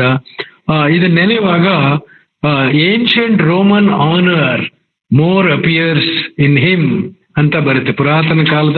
ಪ್ರಾಚೀನ ಕಾಲದ ರೋಮನ್ನರ ಒಂದು ಘನತೆ ಈ ವ್ಯಕ್ತಿಯಲ್ಲಿ ನಮಗೆ ಗೋಚರವಾಗುತ್ತೆ ಅಂತ ಕೆಲವು ಪಾತ್ರಗಳು ಅವನನ್ನ ಬಹುವಾಗಿ ಮೆಚ್ಕೊಂಡಿದ್ದಾವೆ. By temperament Antonio is gloomy and melancholy. ಅದು ಶುರುವಾಗ್ತಾ ಇದ್ದಾಗೇನೆ ಈ ಪ್ರಪಂಚ ಎಷ್ಟು ದುಃಖಮಯವಾಗಿದೆ ಅಂತಲೇ ಅವನು ರಂಗದ ಮೇಲೆ ಕಾಣಿಸ್ಕೊತಾನೆ. ಹಾಗಾಗಿ ಮೂಲತಃ ಅವನು ಗ್ಲೂಮಿ ಮತ್ತು melancholic. Is constitutionally predispose to be unhappy. ಅವನೊಂಥರ ಬಹಳ ಅಸುಖಿ, ಈ ಜೀವನದಲ್ಲಿ ಸುಖವನ್ನೇ ಕಾಣದೇ ಇರುವಂತ ಒಬ್ಬ ವ್ಯಕ್ತಿ. ಆ ದೃಷ್ಟಿಯಿಂದ ಹೇಳೋದಾದ್ರೆ he is A chronic and confirmed bachelor ಅಂತ ಹೇಳ್ಬೋದು. ತನ್ನ ಸೋದರ ಸಂಬಂಧಿಯಾದಂತ ಬೆಸಾನಿಯೋನನ್ನ ಅಂಟಿಕೊಂಡು ಬದುಕುವ ಪ್ರವೃತ್ತಿ ಅವನದು. Something like the fondness of a man for a woman. ಆ ತರದ ಒಂದು ಅನ್ಯೋನ್ಯವಾದ ಅಂಟಿಕೊಂಡು ಬದುಕುವ ಬೆಸಾನಿಯೋ ಮೇಲೆ ಒಂದು ವಿಚಿತ್ರ ರೀತಿಯಲ್ಲಿ ಅವಲಂಬಿತನಾಗಿರುವಂತಹ ಪಾತ್ರ ಆಂಟೋನಿಯನ್ನದು. ಬೆಸಾನಿಯೋ ಸುಖವಾಗಿರ್ಲಿ ಅಂತ ಅವನಿಗೆ ಬಹಳ ಉತ್ಕಟವಾದಂತ ಇಚ್ಛೆ. ನೀನಾದ್ರೂ ಸುಖವಾಗಿರೋ, ನಾನು ನತರ್ದೃಷ್ಟ ಅನ್ನುವ ಅರ್ಥದಲ್ಲಿ ಅವನಿಗೆ 3,000 ಡುಕ್ಯಾಟನ್ನ ಬೆಸಾನಿಯೋ ಬೇಡಿಕೆ ಇಟ್ಟಾಗ ಖಂಡಿತವಾಗಿಯೂ ನನಗೆ ಶತ್ರುವನು ಶೈಲಾಕ್ ಆದ್ರೂ ಪರವಾಗಿಲ್ಲ, ನಿನ್ನ ಸುಖಕ್ಕಾಗಿ ನನ್ನ ಶತ್ರುವನ್ನ ಬೇಡ್ಕೋತೇನೆ ಅಂತ ಹೋಗ್ತಾನಲ್ಲ, ಅದನ್ನ ನಾವು ಗಮನಿಸ್ಬೇಕು. ಶೈಲಾಕ್ ತನ್ನ ಪ್ರಾಣಕ್ಕೆ ಸಂಸ್ಕಾರ ಒಡ್ಡುವಾಗ್ಲೂ ಕೂಡ ಆಂಟೋನಿಯೋ ತನ್ನ ಬಗ್ಗೆ ಯೋಚನೆ ಮಾಡ್ತಾ ಇಲ್ಲ, ಬೆಸಾನಿಯೋನ ಬಗ್ಗೆ ಯೋಚನೆ ಮಾಡ್ತಾ ಇದ್ದಾನೆ. All his friends and associates are more or less his parasites whom he feeds and fattens willingly ಅಂತ ಒಂದು ಮಾತು ಬರುತ್ತೆ. ಅದೇನಂದ್ರೆ ಅವನ ಎಲ್ಲ ಸ್ನೇಹಿತರು, ಗೆಳೆಯರು, ಅವನ ಅವಲಂಬಿಸಿರೋರು ಒಂದು ರೀತಿಯಲ್ಲಿ ಪರೋಪಜೀವಿಗಳು, ಅವನ ಒಳ್ಳೆತನವನ್ನ ಬಳಸ್ಕೊಂಡು ಬದುಕ್ತಾ ಇರುವಂತ ಪರೋಪಜೀವಿಗಳು, ಪ್ಯಾರಸೈಟ್ಸ್. ಆದ್ರೆ ಸಂತೋಷವಾಗಿನೇ ಇವನು ಅವರಿಗೆ ಎಲ್ಲಾ ತರದ ಸಹಾಯಗಳನ್ನ ಮಾಡ್ತಾ ಅವ್ರನ್ನ ಹುರಿದುಂಬಿಸ್ಕೊಂಡು ಕೇಳ್ದಷ್ಟು ಹಣ ಕೊಟ್ಕೊಂಡು ಹೀಗೆ ಇದ್ದಾನೆ. ಅದು ಅವನ ನೇಚರ್. ಅದು Antonio appears sweet tempered and dignified to all his countrymen and coreligionists. ಇದನ್ನ ನೀವು ಗಮನಿಸ್ಬೇಕು. All his countrymen and coreligionists. ತನ್ನ ಕ್ರಿಶ್ಚಿಯನ್ ಬಂಧುಗಳಿಗೆ ಅವನು ಬಹಳ ಸೌಜನ್ಯಯುಕ್ತವಾಗಿ ಅವನು ವರ್ತಿಸ್ತಾನೆ. ಆದರೆ ಶೈಲಾಕ್ ವಿಷಯ ಬಂದಾಗ he appears to be a blustering tyrant and bully ಅಂತ ವರ್ಣಿಸ್ತಾರೆ. He becomes a blustering tyrant and a bully as far as Shylock is concerned. ಆದರೆ ತನ್ನ ಕೋ-ರಿಲಿಜನಿಸ್ಟ್ ಸಣ್ಣ ಸಹಧರ್ಮೀಯರನ್ನ ಕಂಡ್ರೆ ಅಷ್ಟೊಂದು ಅಕ್ರೆ ಆಪ್ತತೆ ಈ ಆಂಟೋನಿಯಾಗೆ. ಬಡ್ಡಿ ತೆಗೆದುಕೊಳ್ಳದೆ ಸಾಲ ಕೊಡುವಂತ ಅವನ ಒಂದು ಪ್ರವೃತ್ತಿಯನ್ನ ನಾವು ಮೆಚ್ಚಬೇಕಾದ್ದು. ಅಲ್ಲಿ ಶೇಕ್ಸ್ಪಿಯರ್ 2 ಕಾಂಟ್ರಾಸ್ಟ್ ಕ್ಯಾರೆಕ್ಟರ್ನ ಸೃಷ್ಟಿ ಮಾಡಿದ್ದಾನೆ. ಒಂದು, ಶೈಲಾಕ್ ವಿಪರೀತ ಬಡ್ಡಿ ಹೇರಿ ಕೊಟ್ಟ ಹಣಕ್ಕೆ 10 ಪಾಲು ಬಡ್ಡಿಯನ್ನ ಪಡ್ಕೊಳ್ಳುವಂತ ಒಬ್ಬ ಲೇವಾದೇವಿಗಾರ. ಅದಕ್ಕೆ ಪಕ್ಕದಲ್ಲೇ ಇದ್ದಾನೆ ಆಂಟೋನಿಯೋ. 1 ಪೈಸೆ ಬಡ್ಡಿಯನ್ನು ಅವನು ತಕ್ಕೊಳ್ಳೋದಿಲ್ಲ, ಕೊಟ್ಟ ಅಸಲನ್ನೇ ಯಾವತ್ತಾದ್ರೂ ವಾಪಸ್ ಕೊಟ್ರೆ ಸಾಕು ಅನ್ನೋ ಮನೋಭಾವ ಅವನದು. ಅಂದ್ರೆ ಬಡ್ಡಿ ತೆಗೆದುಕೊಳ್ಳದೆ ಸಾಲ ಕೊಡುವಂತ ಪ್ರವೃತ್ತಿಯನ್ನ ನಾವು ಮೆಚ್ಚೋಣ. ಆದ್ರೆ ಶೈಲಾಕ್ ಎಂಬ ಬೇರೆ ಧರ್ಮಕ್ಕೆ ಸೇರಿದಂತ ಮುದುಕನನ್ನ ಮನಸೋ ಇಚ್ಛೆ ಹೀಯಾಳಿಸೋದನ್ನು ಕಂಡಾಗ ಆಂಟೋನಿಯೋ ನಮಗೆ ಆತನ ವ್ಯಕ್ತಿತ್ವದ ಬಗ್ಗೆ ಸ್ವಲ್ಪ ಯಾಕಪ್ಪ ಹೀಗೆ ಅಂತ ಹೇಳಿ ಆ ಘನತೆ ಕುಸಿದೋಗುತ್ತೆ. ಅವನಿಗೆ ಅಮರ್ಕೊಳ್ತಾ ಇದ್ದಂತ ಶಿಕ್ಷೆ ನ್ಯಾಯಸಮ್ಮತವಾಗಿದೆ ಅಂತ ಅನ್ಸುತ್ತೆ. ಅಂತೂ ಕಡೆಗೆ ಆತ ಪೋರ್ಷಿಯಾಳ ಬುದ್ಧಿವಂತಿಕೆಯಿಂದಾಗಿ ಪ್ರಾಣಾಂತಿಕವಾದ ಕಷ್ಟದಿಂದ ಪಾರಾಗ್ತಾನೆ. ಒಂದು ವೇಳೆ ಪೋರ್ಷಿಯಾ ಜಡ್ಜಿನ ವೇಷದಲ್ಲಿ ಹೋಗಿ ವಾದ ಮಾಡಿ ನೀನು ಒಂದು ತೊಟ್ಟು ರಕ್ತವನ್ನೂ ಕೆಡವದೆ ಕೇವಲ 1 ಪೌಂಡ್ ಷರತ್ತಿನ ಪ್ರಕಾರ ಕೇವಲ 1 ಪೌಂಡ್ ಮಾಂಸವನ್ನೇ ಮಾತ್ರ ತೆಗೆದುಕೊಳ್ಳಬೇಕು ಅಂತ ತಾಕೀತ್ ಮಾಡೋದ್ರಿಂದ ಆಂಟೋನಿಯೋ ಪ್ರಾಣ ಉಳೀತು. ಒಂದು ವೇಳೆ ಪೋರ್ಷಿಯಾ ಪ್ರತ್ಯಕ್ಷಲಾಗದೆ ಇದ್ರೆ ಖಂಡಿತವಾಗಿಯೂ ಅವನು ಕಷ್ಟಕ್ಕೆ ಸಿಕ್ಕಾಗ್ತಾ ಇದ್ದ. ಕಷ್ಟಕ್ಕೇನು ಅವನು ಬದುಕುಳಿತಾ ಇರಲಿಲ್ಲ. ಇನ್ನು ಶೈಲಾ ಕಡೆಗೆ ನಾವು ಗಮನ ಹರಿಸೋದಾದ್ರೆ, is he the hero of the play ಅಂತ ಕೆಲವರು ಕೇಳಿದ್ದಾರೆ. ಶೈಲಾಕ್ ನಾಟಕದ ನಾಯಕನೇ ಅಂತ ಹಲವರು ಪ್ರಶ್ನೆ. ಜೇಮ್ಸ್ ರಾಬರ್ಟ್ಸ್ ಮೊಟ್ಟ ಮೊದಲು 1598ರಲ್ಲಿ ನಾಟಕವನ್ನ ಸಂಪಾದಿಸಿ ಪ್ರಕಟಿಸಿದಾಗ 2 ಟೈಟ್ಲ್ಗಳನ್ನ ಇಟ್ಕೊಂಡಿದ್ರು ಅವರು. ದಿ ಮರ್ಚೆಂಟ್ ಆಫ್ ವೆನಿಸ್ ಅಂತ ಒಂದು ಶೀರ್ಷಿಕೆ ಮತ್ತು ದಿ ಜೂ ಆಫ್ ವೆನಿಸ್ ಅಂತ ಇನ್ನೊಂದು ಶೀರ್ಷಿಕೆ. ಆಂಟೋನಿಗಿಂತ ಶೈಲಾಕ್ಗೆ ಪ್ರಾಮುಖ್ಯತೆ ಕೊಡಬೇಕು ಅನ್ನೋ ಇಂಗಿತವನ್ನ ಜೇಮ್ಸ್ ರಾಬರ್ಟ್ಸ್ ವ್ಯಕ್ತಪಡಿಸಿರುವಂತೆ ತೋರುತ್ತೆ. ಅದರಿಂದ ದಿ ಜೂ ಆಫ್ ವೆನಿಸ್ ಅಂತಲೂ ಕೂಡ ಶೀರ್ಷಿಕೆಯನ್ನು ಕೊಟ್ಟಿದ್ದ ಆತ. ಆದ್ರೆ ಶೈಲಾಕ್ ನಾವು ಹೀರೋ ಆಗಿ ಅಂಗೀಕರಿಸೋಕೆ ಒಂದು ತೊಡಕಿದೆ. ಅದೇನಪ್ಪ ತೊಡಕು ಅಂತ ಹೇಳಿದ್ರೆ, even when we admire and appreciate him, we are not incline to wish ourselves in his position or to act like him. ಖಂಡಿತವಾಗಿಯೂ ಅವನ ಸ್ಥಾನದಲ್ಲಿ ನಾವು ಇರೋದಕ್ಕೆ ಇಷ್ಟಪಡೋದಿಲ್ಲ. ಅವನ ರೀತಿ ವರ್ತನೆ ಮಾಡೋದು ಕೂಡ ನಮ್ಗೆ ಇಷ್ಟ ಆಗೋದಿಲ್ಲ. ಆದ್ರಿಂದ ಶೈಲಾಕ್ ಹೀರೋ ಆಗಿ ಅವನನ್ನು ನಾವು ಸ್ವೀಕರಿಸೋದಕ್ಕೆ ಕಷ್ಟ.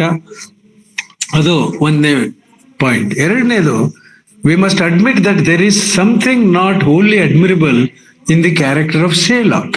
ಯಾವುದು ನಮ್ಗೆ ಇಷ್ಟ ಆಗೋದಿಲ್ಲ. 3000 ಡಿಕಾಟ್ ತನ್ನ ಬಳಿ ಇಲ್ಲ ಅಂತ ಟ್ಯೂಬಾಲ್ನ ಬಳಿ ನಾನು ಹತ್ರ ಕಡ ತೆಗೆದುಕೊಂಡು ಬಂದೆ ಅಂತ ಹೇಳ್ತಾನೆ. ಅವನ ಹತ್ರ ಬೇಕಾದಷ್ಟು ಹಣ ಇದೆ. ಅವನು ಯಾರ ಹತ್ರನೂ ಹೋಗಿ ಸಾಲ ತಗೊಂಡು ಬಂದು ಆಂಟೋನಿಯೋಗೆ ಕೊಡ್ಬೇಕಾದಂತ ಪ್ರಮೇಯ ಇಲ್ಲ. ಇದೆಲ್ಲ ನಮಗ್ ಗೊತ್ತು. ಆದ್ರೂ ಕೂಡ ಟ್ಯೂಬಾಲ್ ಅನ್ನೋ ಇನ್ನೊಬ್ಬ ವ್ಯಕ್ತಿ ಹತ್ರ ನಾನು 3000 ಡಿಕಾಟ್ನ ಕಡ ತಂದೆ ಅನ್ನುವಂತ ಹೇಳೋದು ಒಂದು ವಿಚಾರ. ಕ್ರಿಶ್ಚಿಯನ್ ಆಡಳಿತಗಾರರಿಂದ ಯಹೂದ್ಯರು ತಮ್ಮ ಹಣವನ್ನ ಬಚ್ಚಿಡ್ತಾ ಇದ್ದದ್ದು ವಾಡಿಕೆ ಆ ಕಾಲದಲ್ಲಿ. ಕ್ರಿಶ್ಚಿಯನ್ ಆಡಳಿತಗಾರ ಎಲ್ಲಿ ಕಿತ್ಕೊಂಡ್ಬಿಡ್ತಾರೋ ಅಂತ ಹೇಳಿ ಜ್ಯೂಸ್ ಸಾಮಾನ್ಯವಾಗಿ ತಮ್ಮ ಹಣವನ್ನ ಬಚ್ಚಿಡ್ತಾ ಇದ್ರು. ಶೈಲಾಕ್ ಮುನ್ನೆಚ್ಚರಿಕೆ ವಹಿಸ್ತಾ ಇದ್ದಾನೆ ಅಂತ ನಾವು ಅಂದ್ಕೊಂಡು, ನನ್ನ ಹತ್ರ ಹಣ ಇರ್ಲಿಲ್ಲಪ್ಪ, ಬೇರೆಯವನ ಹತ್ರ ನಾನು ಇಸ್ಕೊಂಬಂದೆ ಅಂತ ಹೇಳ್ತಾನೆ. ಆತನ ಬಗ್ಗೆ ನಮಗೆ ನಿಜಕ್ಕೂ ಹೇವರಿಕೆ ಉಂಟಾಗೋದು ಟ್ರಯಲ್ ಸೀನ್ ನಲ್ಲಿ. ಶೈಲಾಕ್ ತನ್ನ ಬೂಟ್ಸಿನ ಅಟ್ಟೆಗೆ ಉಜ್ಜಿ ಕತ್ತಿಯನ್ನ ಚೂಪು ಮಾಡಿಕೊಳ್ಳುವಂಥ ದೃಶ್ಯ ಇದು ರಂಗದ ಮೇಲೆ ಬಹಳ ಚೆನ್ನಾಗಿ ಕಳಕಟ್ಟಿದೆ. ನಮ್ಮ ಮೈಸೂರು ಯೂನಿವರ್ಸಿಟಿಯಲ್ಲಿ ಸುಮಾರು ಒಂದು 25-30 ವರ್ಷಗಳ ಹಿಂದೆ ಈ ನಾಟಕವನ್ನ ಆಡಿದ್ರು. ಅದರಲ್ಲಿ ಒಬ್ಬ ಶ್ರೀಲಂಕಾದಿಂದ ಒಬ್ಬ ಪಾದ್ರಿ MA ಓದ್ತಾ ಇದ್ರು, ಇಂಗ್ಲಿಷ್ MA ನಮ್ಮಲ್ಲಿ. ಅವರು ಶ್ರೀಲಂಕಾದಿಂದ ಬಂದಂತ ಕ್ರಿಶ್ಚಿಯನ್ ಫಾದರ್, ಅವರು ಚರ್ಚಲ್ ಪಾದ್ರಿ, ಅವರು ಆ ಪಾರ್ಟ್ ಮಾಡಿದ್ರು, ಶೈಲಾಕ್ನ ಪಾರ್ಟು. ಅವರು ಬಹಳ ಚೆನ್ನಾಗಿ ಈ ದೃಶ್ಯವನ್ನ ಅಭಿನಯಿಸೋರು. ಸುಮಾರು 4-5 ಬಾರಿ ಈ ನಾಟಕ ಪ್ರದರ್ಶನ ಕಂಡು. ಅದು ಬೂಟ್ಸ್ಗೆ ಅಟ್ಟೆಗೆ ಆ ಚೂರಿಯನ್ನ ಮಸ್ಕೊಳ್ಳುವಂತ ಒಂದು ದೃಶ್ಯ ಇವತ್ತು ಕೂಡ ಆ ಪಾದ್ರಿ ನೆನಪಾಗುತ್ತೆ ನನಗೆ. ಅದನ್ನ ನೆನೆದಾಗ ನಮ್ಗೆ ಈ ಶೈಲಾಕನ ಬಗ್ಗೆ ಹೇವರಿಕೆ ಉಂಟಾಗುತ್ತೆ. ಇದೇ ಸ್ವತಃ ತನ್ನ ಸಾಲಗಾರನ ಎದೆಯಿಂದ 1 ಪೌಂಡ್ ತೂಕದ ಮಾಂಸವನ್ನ ತೆಗಿತೀನಿ ಅಂತ ಸಿದ್ಧ ಆಗುವಂತ ಹೃದಯನ ನಾವು ನೋಡೋದು ಬಹಳ ಸಹಿಸ್ಕೊಳ್ಳೋದಕ್ಕೆ ಕಷ್ಟ. In fact Shylock's final defeat and discomfiture appear to us eminently deserved, simply because his violent and bloody intentions are so repugnant to our feelings. ಅಷ್ಟು ಹಿಂಸಾತ್ಮಕವಾಗಿ ಅವನು ಧ್ಯಾನಿಸಿದಾನೆ. ಈ ಆಂಟೋನಿಯೋ ಹೃದಯಕ್ಕೆ ಹತ್ತಿರವಾದ ಭಾಗದಿಂದ 1 ಪೌಂಡ್ ಮಾಂಸವನ್ನ ತೆಗೆಯೋದಕ್ಕೆ ಚೂರಿ ಮಸ್ಕೋತಾ ಇದ್ದಾನೆ ಅಂತ ಆ ದೃಶ್ಯವನ್ನು ನೋಡಿದಾಗ ನಮಗೆ ಅವನಿಗಾದಂತ ಶಿಕ್ಷೆ ಸರಿಯಾಯ್ತು ಅಂತಲೇ ನಾವು ಸಮಾಧಾನವನ್ನ ಪಟ್ಕೋತೀವಿ, ಪ್ರೇಕ್ಷಕರಾಗಿ ಮತ್ತು ಓದುಗರಾಗಿ. ಕ್ರಿಶ್ಚಿಯನ್ ಆಗಿ ಮತಾಂತರ ಆಗೋದಕ್ಕೆ ಸಮ್ಮತಿಸ್ತಾನೆ. ಕಡೆಗೆ ತನ್ನ ಸೋಲು ಬಂತು ಅಂತ ಗೊತ್ತಾದ್ಮೇಲೆ ಸೋಲೊಪ್ಕೊಂಡು, ಆಯ್ತಪ್ಪ ನಾನೇ ನಿಮ್ ಧರ್ಮಕ್ಕೆ ಮತಾಂತರ ಆಗ್ತೀನಿ ಅಂತ ಹೇಳ್ತಾನೆ. ತನ್ನ ಮಗಳು ಮತ್ತು ಹಳೆಯನಿಗೆ ಆಸ್ತಿ ಪಾಸ್ತಿನೆಲ್ಲ ಬರೆಯೋದ್ರ ಮೂಲಕ ಅವರನ್ನ ಕ್ಷಮಿಸ್ಬಿಡ್ತಾನೆ. ಇದೆಲ್ಲ ಅವನ ವ್ಯಕ್ತಿತ್ವವನ್ನ ಕೊಂಚ ಎತ್ತರಿಸ್ತದೆ ಅನ್ನೋದು ನಿಜವಾದ್ರೂ ಕೂಡ ಆತನನ್ನು ನಾವು ಟ್ರಾಜಿಕ್ ಹೀರೋ ಅಂತ ಬಣ್ಣಿಸೋದಕ್ಕೆ ಸಾಧ್ಯವಿಲ್ಲ. ಹಾಗೆಯೇ ನಾಟಕವನ್ನ ದುರಂತ ನಾಟಕ ಅಂತಲೂ ಕೂಡ ನಾವು ಬಣ್ಣಿಸೋದಕ್ಕೆ ಸಾಧ್ಯವಿಲ್ಲ. ನಾನು ಮೊದಲೇ ತಮಗೆ ತಿಳಿಸಿದೆ, ಒಂದೊಂದು ಪಾತ್ರ ಆಡುವಂತ ಮಾತುಗಳು ಕೆಲವು ಸನ್ನಿವೇಶಗಳಲ್ಲಿ, ಸಂದರ್ಭಗಳಲ್ಲಿ ಅಚ್ಚಳಿಯದೆ ಶಾಶ್ವತವಾಗಿ ಉಳಿದು ಬಿಡುತ್ತೆ ಅಂತ. ಉದಾಹರಣೆಗೆ, ಶೈಲಾಕ್ ಒಬ್ಬ ಯಹೂದ್ಯನಾಗಿ ಕ್ರಿಶ್ಚಿಯನ್ನರ ಪೂರ್ವಗ್ರಹವನ್ನ ಕುರಿತು ಆಡುವಂತ ಮಾತು, ನಾವು ನಿಮ್ಮಂತೆ ಮನುಷ್ಯರಲ್ಲವೇ ಅಂತ ಮೂದಲಿಸುವಂತ ಮಾತು ನಮ್ಮ ಮನಸ್ಸಿನಲ್ಲಿ ಬಹಳವಾಗಿ ನಾಟ್ಕೊಂಡ್ಬಿಡುತ್ತೆ.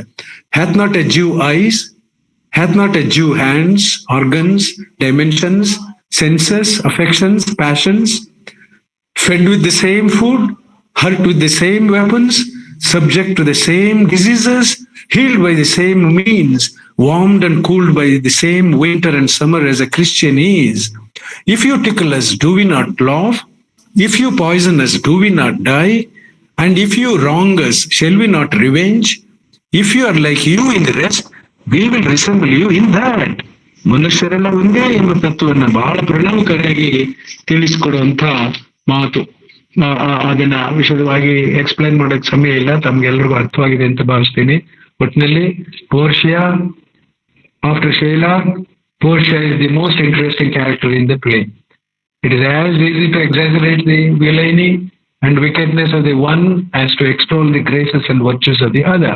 ಶೈಲಾಕ್ನ ವಿಲನಿ ಮತ್ತು ವಿಕೆಡ್ನೆಸ್ ಅನ್ನ ನಾವು ಕಂಡೆಮ್ ಮಾಡಬಹುದಾದ್ರೂ ಕೂಡ, ಅದೇ ತರ ಇವಳ ಗ್ರೇಸಸ್ ಮತ್ತು ವರ್ಚ್ಯೂಸ್, ಪೋರ್ಷಿಯಾ ಪಾತ್ರದ ಗ್ರೇಸಸ್ ಮತ್ತು ವರ್ಚ್ಯೂಸ್ ಏನಿದೆ ಅದನ್ನು ಕೂಡ ನಾವು ಮನದಟ್ಟು ಮಾಡ್ಕೋಬಹುದು. ಆದ್ರೆ a closer study of either Shylock ಮತ್ತು ಪೋರ್ಷಿಯಾ ಅವರಿಬ್ಬರು ಪಾತ್ರಗಳನ್ನ ಸೂಕ್ಷ್ಮವಾಗಿ ಗಮನಿಸಿದಾಗ will show that just as Shylock is not a inhuman monster, ಅವನ ನೋಡಿದಾಗ ಇನ್ಹ್ಯೂಮನ್ ಮಾನ್ಸ್ಟರ್ ಅಂತ ನಾವು ತೀರ್ಮಾನ ಮಾಡಕ್ಕಾಗೋದೇ ಇಲ್ಲ.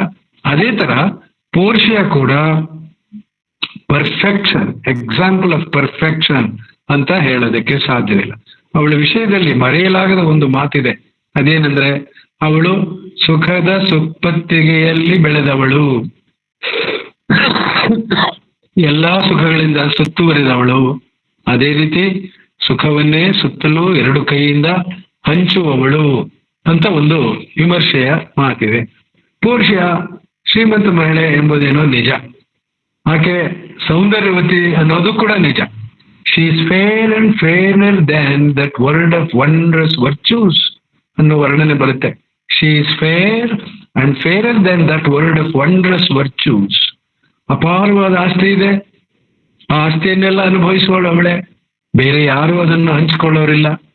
ಡಾಕ್ಟರ್ ಬೆಲಾರಿಯೋ ಎಂಬ ವ್ಯಕ್ತಿ ಇದ್ದಾನೆ, ಆತ ದೂರದ ನೆಂಟ ಮತ್ತು ಆತ ದೂರದ ಪಾಡ್ವಾದಲ್ಲಿದ್ದಾನೆ.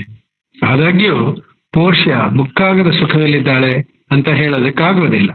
ಅವಳ ಮೊದಲ ಮಾತಿನಲ್ಲಿ ಸೇವಕಿ ನೆರಿಸಾ ಜೊತೆ ಹೇಳ್ತಾಳೆ, ಒಟ್ಟು ಮೊದಲ ಮಾತು ಅದನ್ನು ಗಮನಿಸಬೇಕು, by my troth Nerissa my little body is aweary of this great world. ಈ ರೀತಿಯಾಗಿ ಈ ಪ್ರಪಂಚದಲ್ಲಿ ಏನೋ ದುಃಖ ದುಮ್ಮಾನ ನನ್ನನ್ನ ಬಾಧಿಸ್ತಾ ಇದೆ ನೆರಿಸಾ ಅಂತ ಮೊದಲನೇ ಮಾತೆ ಅವಳ ಬಾಯಿಂದ ಬರ್ತಕ್ಕಂಥದ್ದು. ನೀನು ನಿನ್ನ ಭಾವಿ ಪತಿಯನ್ನ ಆಯ್ಕೆ ಮಾಡಿಕೊಳ್ಳತಕ್ಕದ್ದು ಅಂತ ನನ್ನ ತಂದೆ ವಿಧಿಸಿರುವಂತ ನಿಬಂಧನೆ ನನ್ನ ಪಾಲಿಗೆ ನುಂಗಲಾರದ ತುತ್ತಾಗಿದೆ. ಇಷ್ಟೆಲ್ಲ ಸುಖ ಸಮೃದ್ಧಿ ಸಿರಿ ಸಂಪತ್ತನ್ನ ಬಿಟ್ಟು ಹೋಗಿರುವಂತ ನನ್ನ ತಂದೆ ಒಂದು ದುಃಖವನ್ನು ಬಿಟ್ಟು ಹೋಗ್ಬಿಟ್ಟಿದ್ದಾನೆ. ಅದೇನೆಂದ್ರೆ ನನ್ನಷ್ಟಕ್ಕೆ ನಾನು ನನಗಿಷ್ಟವಾದ ಪತಿಯನ್ನ ಆರಿಸಿಕೊಳ್ಳೋ ಸ್ವಾತಂತ್ರ್ಯ ಇಲ್ಲ.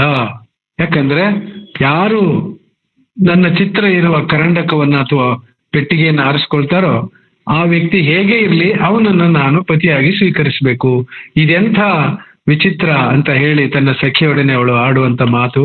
Is it not hard that I cannot choose one or refuse none. ಮುಂದುವರೆದು ಹೇಳ್ತಾಳೆ, the will of a dead father curbs the will of a living daughter. ನೋಡಿ, ಡೆಡ್ ಫಾದರ್ ಇರುವಂತ ಶಕ್ತಿ ಬದುಕಿರುವಂತ ಮಗಳಾದ ನನಗಿಲ್ಲ. ಆ ತಂದೆಯ ಮಾತನ್ನ ನಾನು ಮೀರಕ್ಕಾಗೋದಿಲ್ಲ. ಸತ್ತೋಗಿದ್ದಾನೆ, ಆದ್ರೆ ಅವನ ಮಾತು ಅವನು ವಿಧಿಸಿರುವಂತ ಷರತ್ತು ಅದನ್ನು ನಾನು ಖಂಡಿತವಾಗಿಯೂ ಅದನ್ನ ನೆರವೇರಿಸ್ಕೊಡ್ಬೇಕಾಗಿದೆ. ಅದರಿಂದ the will of a dead father curbs the will of a living daughter. ಅವಳ ಚಿತ್ರವಿರುವಂತ ಕರಂಡಕವನ್ನ ಬೆಸಾನಿಯೋ ತೆರೆದ ಕೂಡಲೇ ಪೋರ್ಷಿಯಾ ಆತನಿಗೆ ಶರಣಾಗುವ ಸಂಗತಿ ಅನೇಕ ವಿಮರ್ಶಕರ ಕಟು ವಿಮರ್ಶೆಗೆ ಗುರಿಯಾಗಿದೆ. ಇಷ್ಟೆಲ್ಲ ಸ್ವಂತ ಬುದ್ಧಿ ಇದ್ದಂತ ಈ ಹುಡುಗಿ ಬೆಸಾನಿಯೋ ಆ ಕರಂಡಕವನ್ನ ಓಪನ್ ಮಾಡಿದ ಕೂಡಲೇ ಸಂಪೂರ್ಣವಾಗಿ ಶರಣಾಗ್ತಾಳೆ. ಈ ಸಂಪೂರ್ಣ ಶರಣಾಗತಿ ವಿಮರ್ಶಕರಿಗೆ ಒಗ್ಗೋದಿಲ್ಲ. ಏನಪ್ಪಾ ಇದು, ಪ್ರತಿಭೆಯಲ್ಲಿ ಸಾಧನೆಯಲ್ಲಿ ಬೆಸಾನಿಯೋಗಿಂತ ಸುಪೀರಿಯರ್ ಆಗಿರುವಂತ ಪೋರ್ಷಿಯಾ ಯಾತಕ್ಕೆ ಏಕದಮ್ ಅವನಿಗೆ ಸರೆಂಡರ್ ಆಗ್ತಾಳೆ ಅನ್ನೋದು ಅವ್ರ ಪ್ರಕಾರ ಒಡೆಯಲಾರದಂತ ಒಂದು ಒಗಟು. ಟ್ರಯಲ್ ಸೀನ್ ನಲ್ಲಿ ಆಕೆ ಪ್ರದರ್ಶಿಸುವ ಬುದ್ಧಿವಂತಿಕೆಯನ್ನು ನಾವು ಮೆಚ್ಚಲೇಬೇಕು. ಡಾಕ್ಟರ್ ಬಲ್ತಜಾರ್ ವೇಷದಲ್ಲಿ ಅವಳು ಮಾಡುವಂತ, ಡಾಕ್ಟರ್ ಬಲ್ತಜಾರ್ ಅಂದ್ರೆ ಜಡ್ಜ್, ಅವನು ಜಡ್ಜ್ ನ್ಯಾಯ ಕ್ಷೇತ್ರದಲ್ಲಿ ಡಾಕ್ಟರೇಟ್ ಪಡೆದಿರುವಂತವನು ಡಾಕ್ಟರ್ ಬಲ್ತಜಾರ್. ಅವನ ವೇಷದಲ್ಲಿ ಆಕೆ ಬಂದು ಕೋರ್ಟ್ನಲ್ಲಿ ವಾದಿಸಿ ಆಂಟೋನಿಯೋನ ರಕ್ಷಿಸಿ ಶೈಲಾಕ್ನ ಶಿಕ್ಷೆಯನ್ನ ಗುರಿಪಡಿಸ್ತಾಳೆ. ಅದು ಆ ಆರ್ಗ್ಯುಮೆಂಟ್ ಅನ್ನ ಗಮನಿಸಿದ್ರೆ ಪಾಡ್ವಾದಲ್ಲಿರುವ ಅವಳ ಡಿಸ್ಟೆಂಟ್ ಕಸಿನ್ ಜೂರಿಸ್ ಕನ್ಸಲ್ಟ್ ಅನ್ನ ನೆನಪಿಸ್ತಾಳೆ. ತನ್ನ ಪಾಲಿಗೆ ದತ್ತಕವಾಗಿ ಬಂದಂತ ಸಿರಿ ಸಂಪತ್ತನ್ನು ಅನುಭವಿಸ್ತಾ ಸುಮ್ಮನೆ ಕಾಲಹರಣ ಮಾಡುವ ಜಾಯಮಾನಕ್ಕೆ ಸೇರಿದವಳೆಲ್ಲ ಪೋರ್ಷಿಯಾ. ಹಾಗೇನಾದ್ರೂ ನಿರ್ಧಾರ ಮಾಡಿದ ಪಕ್ಷದಲ್ಲಿ ಇದು ಯಾವ ಗಾಳಿಗಂಟನ್ನು ಅಂಟಿಸ್ಕೊಳ್ಳದೆ ಅಯ್ಯೋ ನಿನ್ನ ಹಣೆ ಬರ ಹೋಗು ನಾನೇನಂತೆ ಅಂತ ಹೇಳಿ ತನ್ನ ಪಾಡಿಗೆ ಸುಖವಾಗಿ ಇದ್ದು ಬಿಡ್ಬೋದಾಗಿತ್ತು. ಆದ್ರೆ ಆಕೆಯ ಬದುಕು ಆಕ್ಷನ್ ಓರಿಯೆಂಟೆಡ್. ಏನಾದ್ರೂ ಅವಳು ಮಾಡ್ತಾನೆ ಇರಬೇಕು, ಸುಮ್ಮನೆ ಕೂರುವಂತ ಜಾಯಮಾನದವಳಲ್ಲ. ಇಷ್ಟಾಗಿಯೂ ಕೂಡ ಆ ಸ್ಪೀಚ್ ಆಫ್ ಸೆಲ್ಫ್ ಸರೆಂಡರ್ ಅಂತ ನಾನು ಈಗಾಗಲೇ ಹೇಳಿದ್ನಲ್ಲ, ಸರ್ವ ಸಮರ್ಪಣ ಯಾಕಾಯ್ತು ಬೆಸಾನಿಯ ವಿಷಯದಲ್ಲಿ ಅವಳು ಯಾಕೆ ಸೋತ್ ಹೋದ್ಲು ಏಕ್ದಮ್ ಅನ್ನೋದು ವಿಮರ್ಶಕರನ್ನ ಬೆಚ್ಚಿ ಬೀಳಿಸಿದೆ.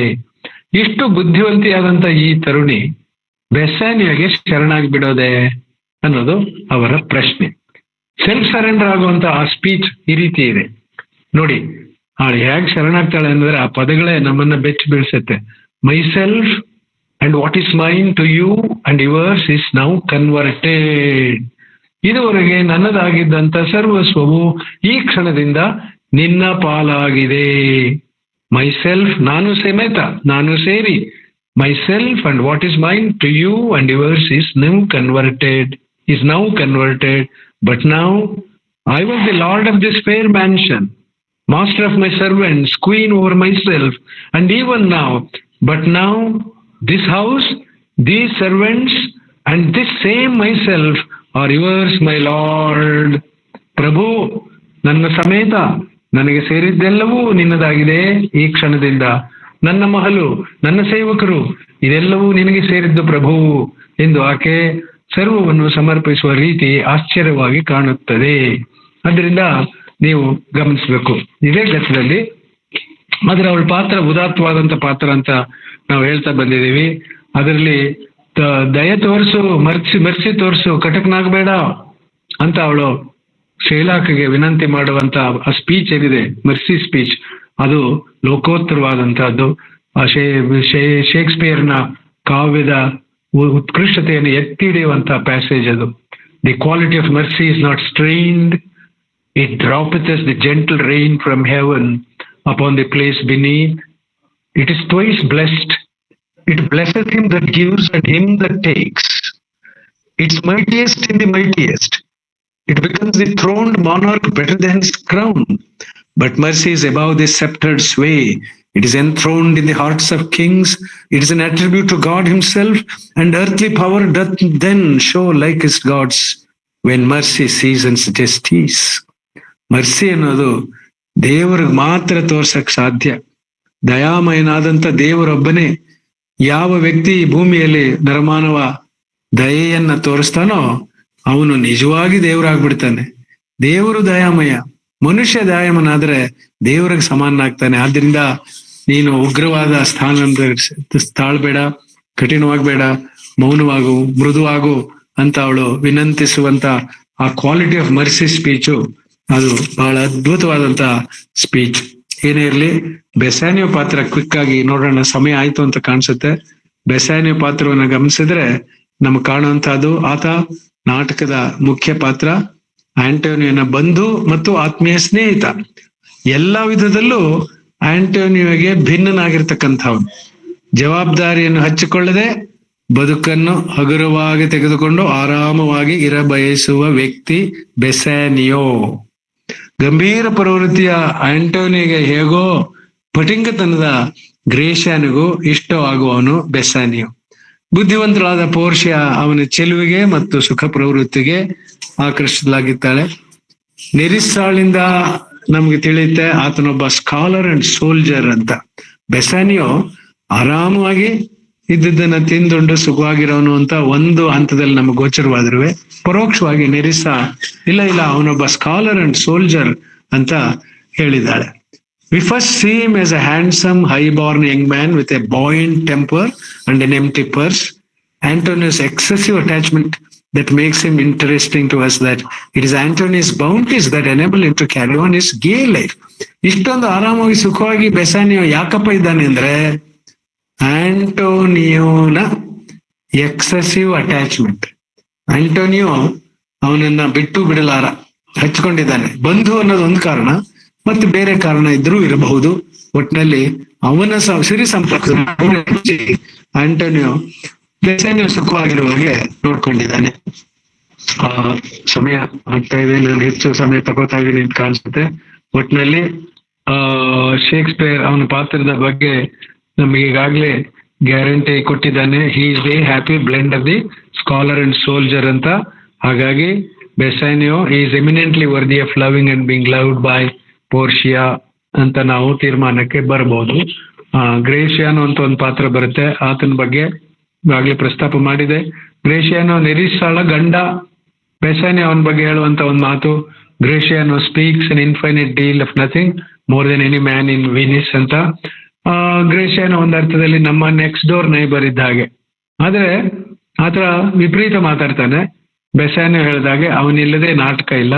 ಯಾತಕ್ಕಂದ್ರೆ he is an indispensable to our enjoyment. He is indispensable to our enjoyment of the play by his unfailing cheerfulness and good humor. ಬಹಳ ಕುಶಲಿ, ಯಾವಾಗಲೂ ಹರ್ಷಚಿತ್ತನಾಗಿರುವಂತ ಗ್ರೇಷಿಯಾನೋ ಅವನು ಮಾತಿನ ಮಲ್ಲಿ ನೆರಿಸ್ಸಾನ ಮದುವೆ ಆಗ್ತಾಳೆ. ನೆರಿಸ್ಸಾ ಅವಳನ್ನ ಮದುವೆ ಆಗ್ತಾನೆ. ಬದುಕಿನ ಬಗ್ಗೆ ಒಟ್ಟು ವಿಚಾರಗಳನ್ನ ಕುರಿತು ಆಕೆ ತನ್ನದೇ ಆದ ವ್ಯಾಖ್ಯಾನವನ್ನ ನೀಡಬಲ್ಲವಳಾಗಿದ್ದಾಳೆ Nerissa. That to in good sentence. ಮಾತಿನ ಮಲ್ಲರಾದ ಈ ಇಬ್ಬರು, ಗ್ರೇಷಿಯಾನೋ ಮತ್ತು ನೆರಿಸ್ಸಾ, ಇವರು ದಂಪತಿಗಳಾಗಿದ್ದಾರೆ. ಆದ್ರೆ ಏನು, ಇಷ್ಟೊಂದು ಮಾತಾಡ್ತಕ್ಕಂಥ ಈ ಪುರುಷ ಮತ್ತು ಈ ಮಹಿಳೆ ದಂಪತಿಗಳಾಗಿ ಒಂದು ಮನೆ ಸೇರಿದಾಗ ಪೀಸ್ಫುಲ್ ಅಂಡ್ ಕ್ವಯಟ್ ಡೊಮೆಸ್ಟಿಸಿಟಿ ಅನ್ನೋದನ್ನ ಯಾರು ಗ್ಯಾರಂಟಿ ಕೊಡಕ್ಕಾಗೋದಿಲ್ಲ. ಯಾವಾಗ್ಲೂ ಮಾತು, ಜಗಳ, ಕದನ, ಕಚ್ಚಾಟ, ಅದನ್ನ ಶೇಕ್ಸ್ಪಿಯರ್ ಬಹಳ ಸುಂದರವಾಗಿ ತಂದಿದ್ದಾನೆ. There's is a rather unquiet house. ಯಾವಾಗ್ಲೂ ಆ ಮನೆಯಲ್ಲಿ ಗದ್ದಲ. There's is a rather unquiet house. ತುಂಬಾ ಘರ್ಷಣೆ ಇಲ್ಲದೆ ಪಾಪ ಅವರು ಹೇಗೋ ಸಂಸಾರ ಮಾಡ್ಕೊಂಡು ಹೋಗ್ಲಿ ಅಂತ ನಾವು ಪ್ರಾರ್ಥನೆ ಮಾಡ್ಕೋಬಹುದು ಅಷ್ಟೇ. ಜೆಸಿಕಾ ಬಗ್ಗೆ ಒಂದ್ ಮಾತು ಹೇಳೋಣ ಮುಕ್ತಾಯ ಮಾಡೋದಕ್ಕೂ ಮೊದಲು.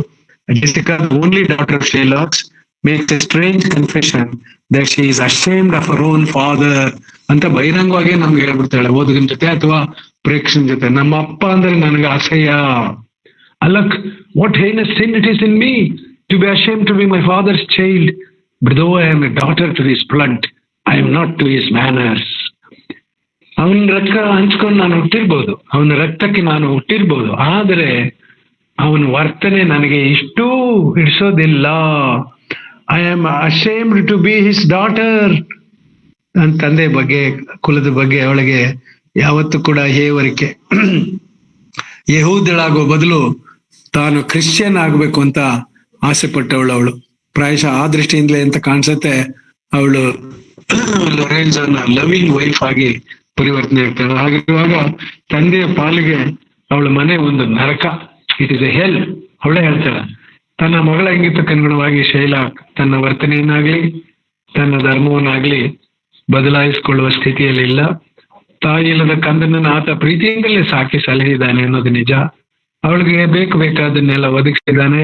ಆದರೆ ಅವಳು ವಯಸ್ಸಿಗೆ ಬಂದ ಮೇಲೆ ಲೊರೆನ್ಜೋನಲ್ಲಿ ಅನುರಕ್ತಳಾಗುವುದನ್ನ ಅವನು ತಪ್ಪಿಸಕ್ ಸಾಧ್ಯವಿಲ್ಲ.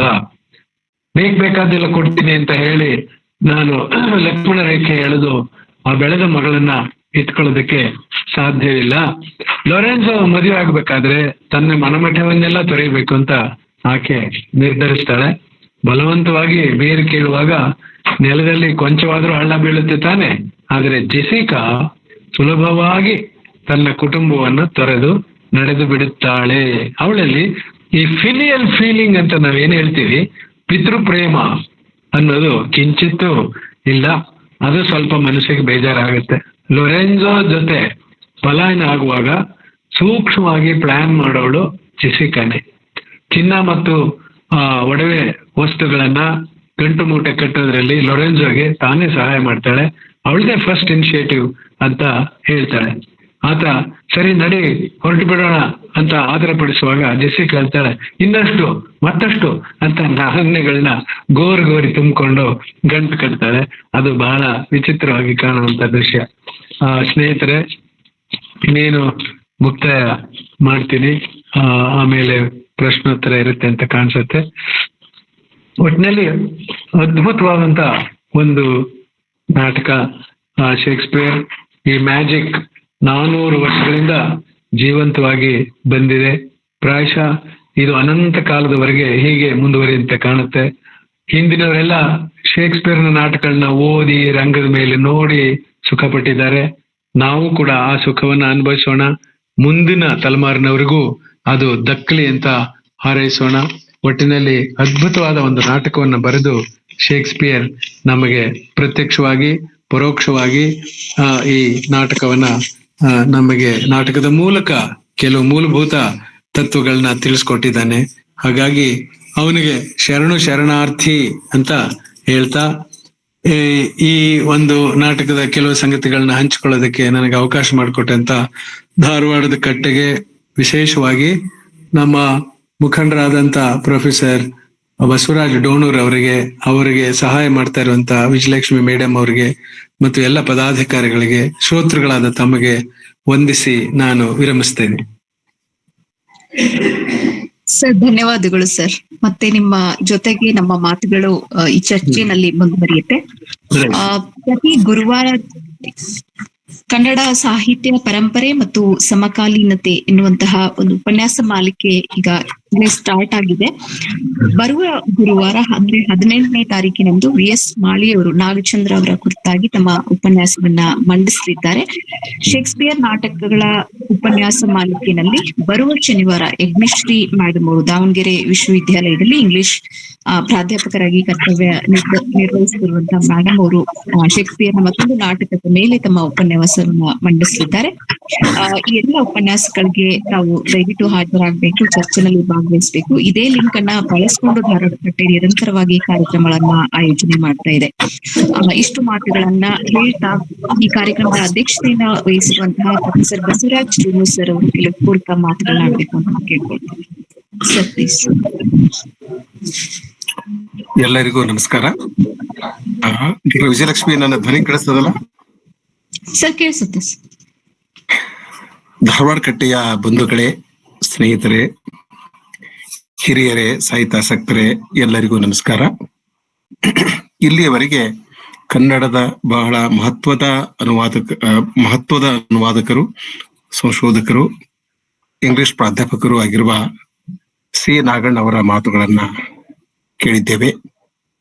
ಶೇಕ್ಸ್ಪಿಯರ್ನ ದ ಮರ್ಚೆಂಟ್ ಆಫ್ ವೆನಿಸ್ ನಾಟಕದ ಕುರಿತು ಅವರು ಸುಮಾರು 60 ನಿಮಿಷಗಳ ಕಾಲ ಮಾತನಾಡಿದ್ರು. ಬಹಳ ಅದ್ಭುತವಾಗಿ ಮಾತನಾಡಿದ್ರು. ಈ ನಾಟಕದ ಬಗ್ಗೆ ಸಿ ನಾಗಣ್ಣ ಅವರು ತಮ್ಮ ಉಪನ್ಯಾಸದಲ್ಲಿ ಅನೇಕ ಸಂಗತಿಗಳನ್ನ ನಮಗೆ ತಿಳಿಸಿದ್ರು. ಇಂಥ ಒಂದು ಮಹತ್ವದ ನಾಟಕ ಬರೆದಿದ್ದಕ್ಕಾಗಿ ಅವರು ತಮ್ಮ ಉಪನ್ಯಾಸದ ಕೊನೆಗೆ ಶೇಕ್ಸ್ಪಿಯರ್ನಿಗೆ ಹೆಡ್ಸ್ ಅಪ್ ಅಂತ ಹೇಳಿದ್ರು, ಕೃತಜ್ಞತೆಯನ್ನ ಸಲ್ಲಿಸಿದ್ರು. ನಾವೆಲ್ಲರೂ ಇಂಗ್ಲಿಷ್ ಸಾಹಿತ್ಯದ ವಿದ್ಯಾರ್ಥಿಗಳು, ಇಂಗ್ಲಿಷ್ ಸಾಹಿತ್ಯದ ಉಪನ್ಯಾಸಕರು, ಇಂಗ್ಲಿಷ್ ಸಾಹಿತ್ಯದ ಅಭ್ಯಾಸಿಗಳು. ನಾವು ಶೇಕ್ಸ್ಪಿಯರ್ನಿಗೆ ಎಲ್ಲಾ ಕಾಲಕ್ಕೂ ಋಣಿಯಾಗಿರ್ಬೇಕು. ಯಾಕೆಂದ್ರೆ ಅವನು 37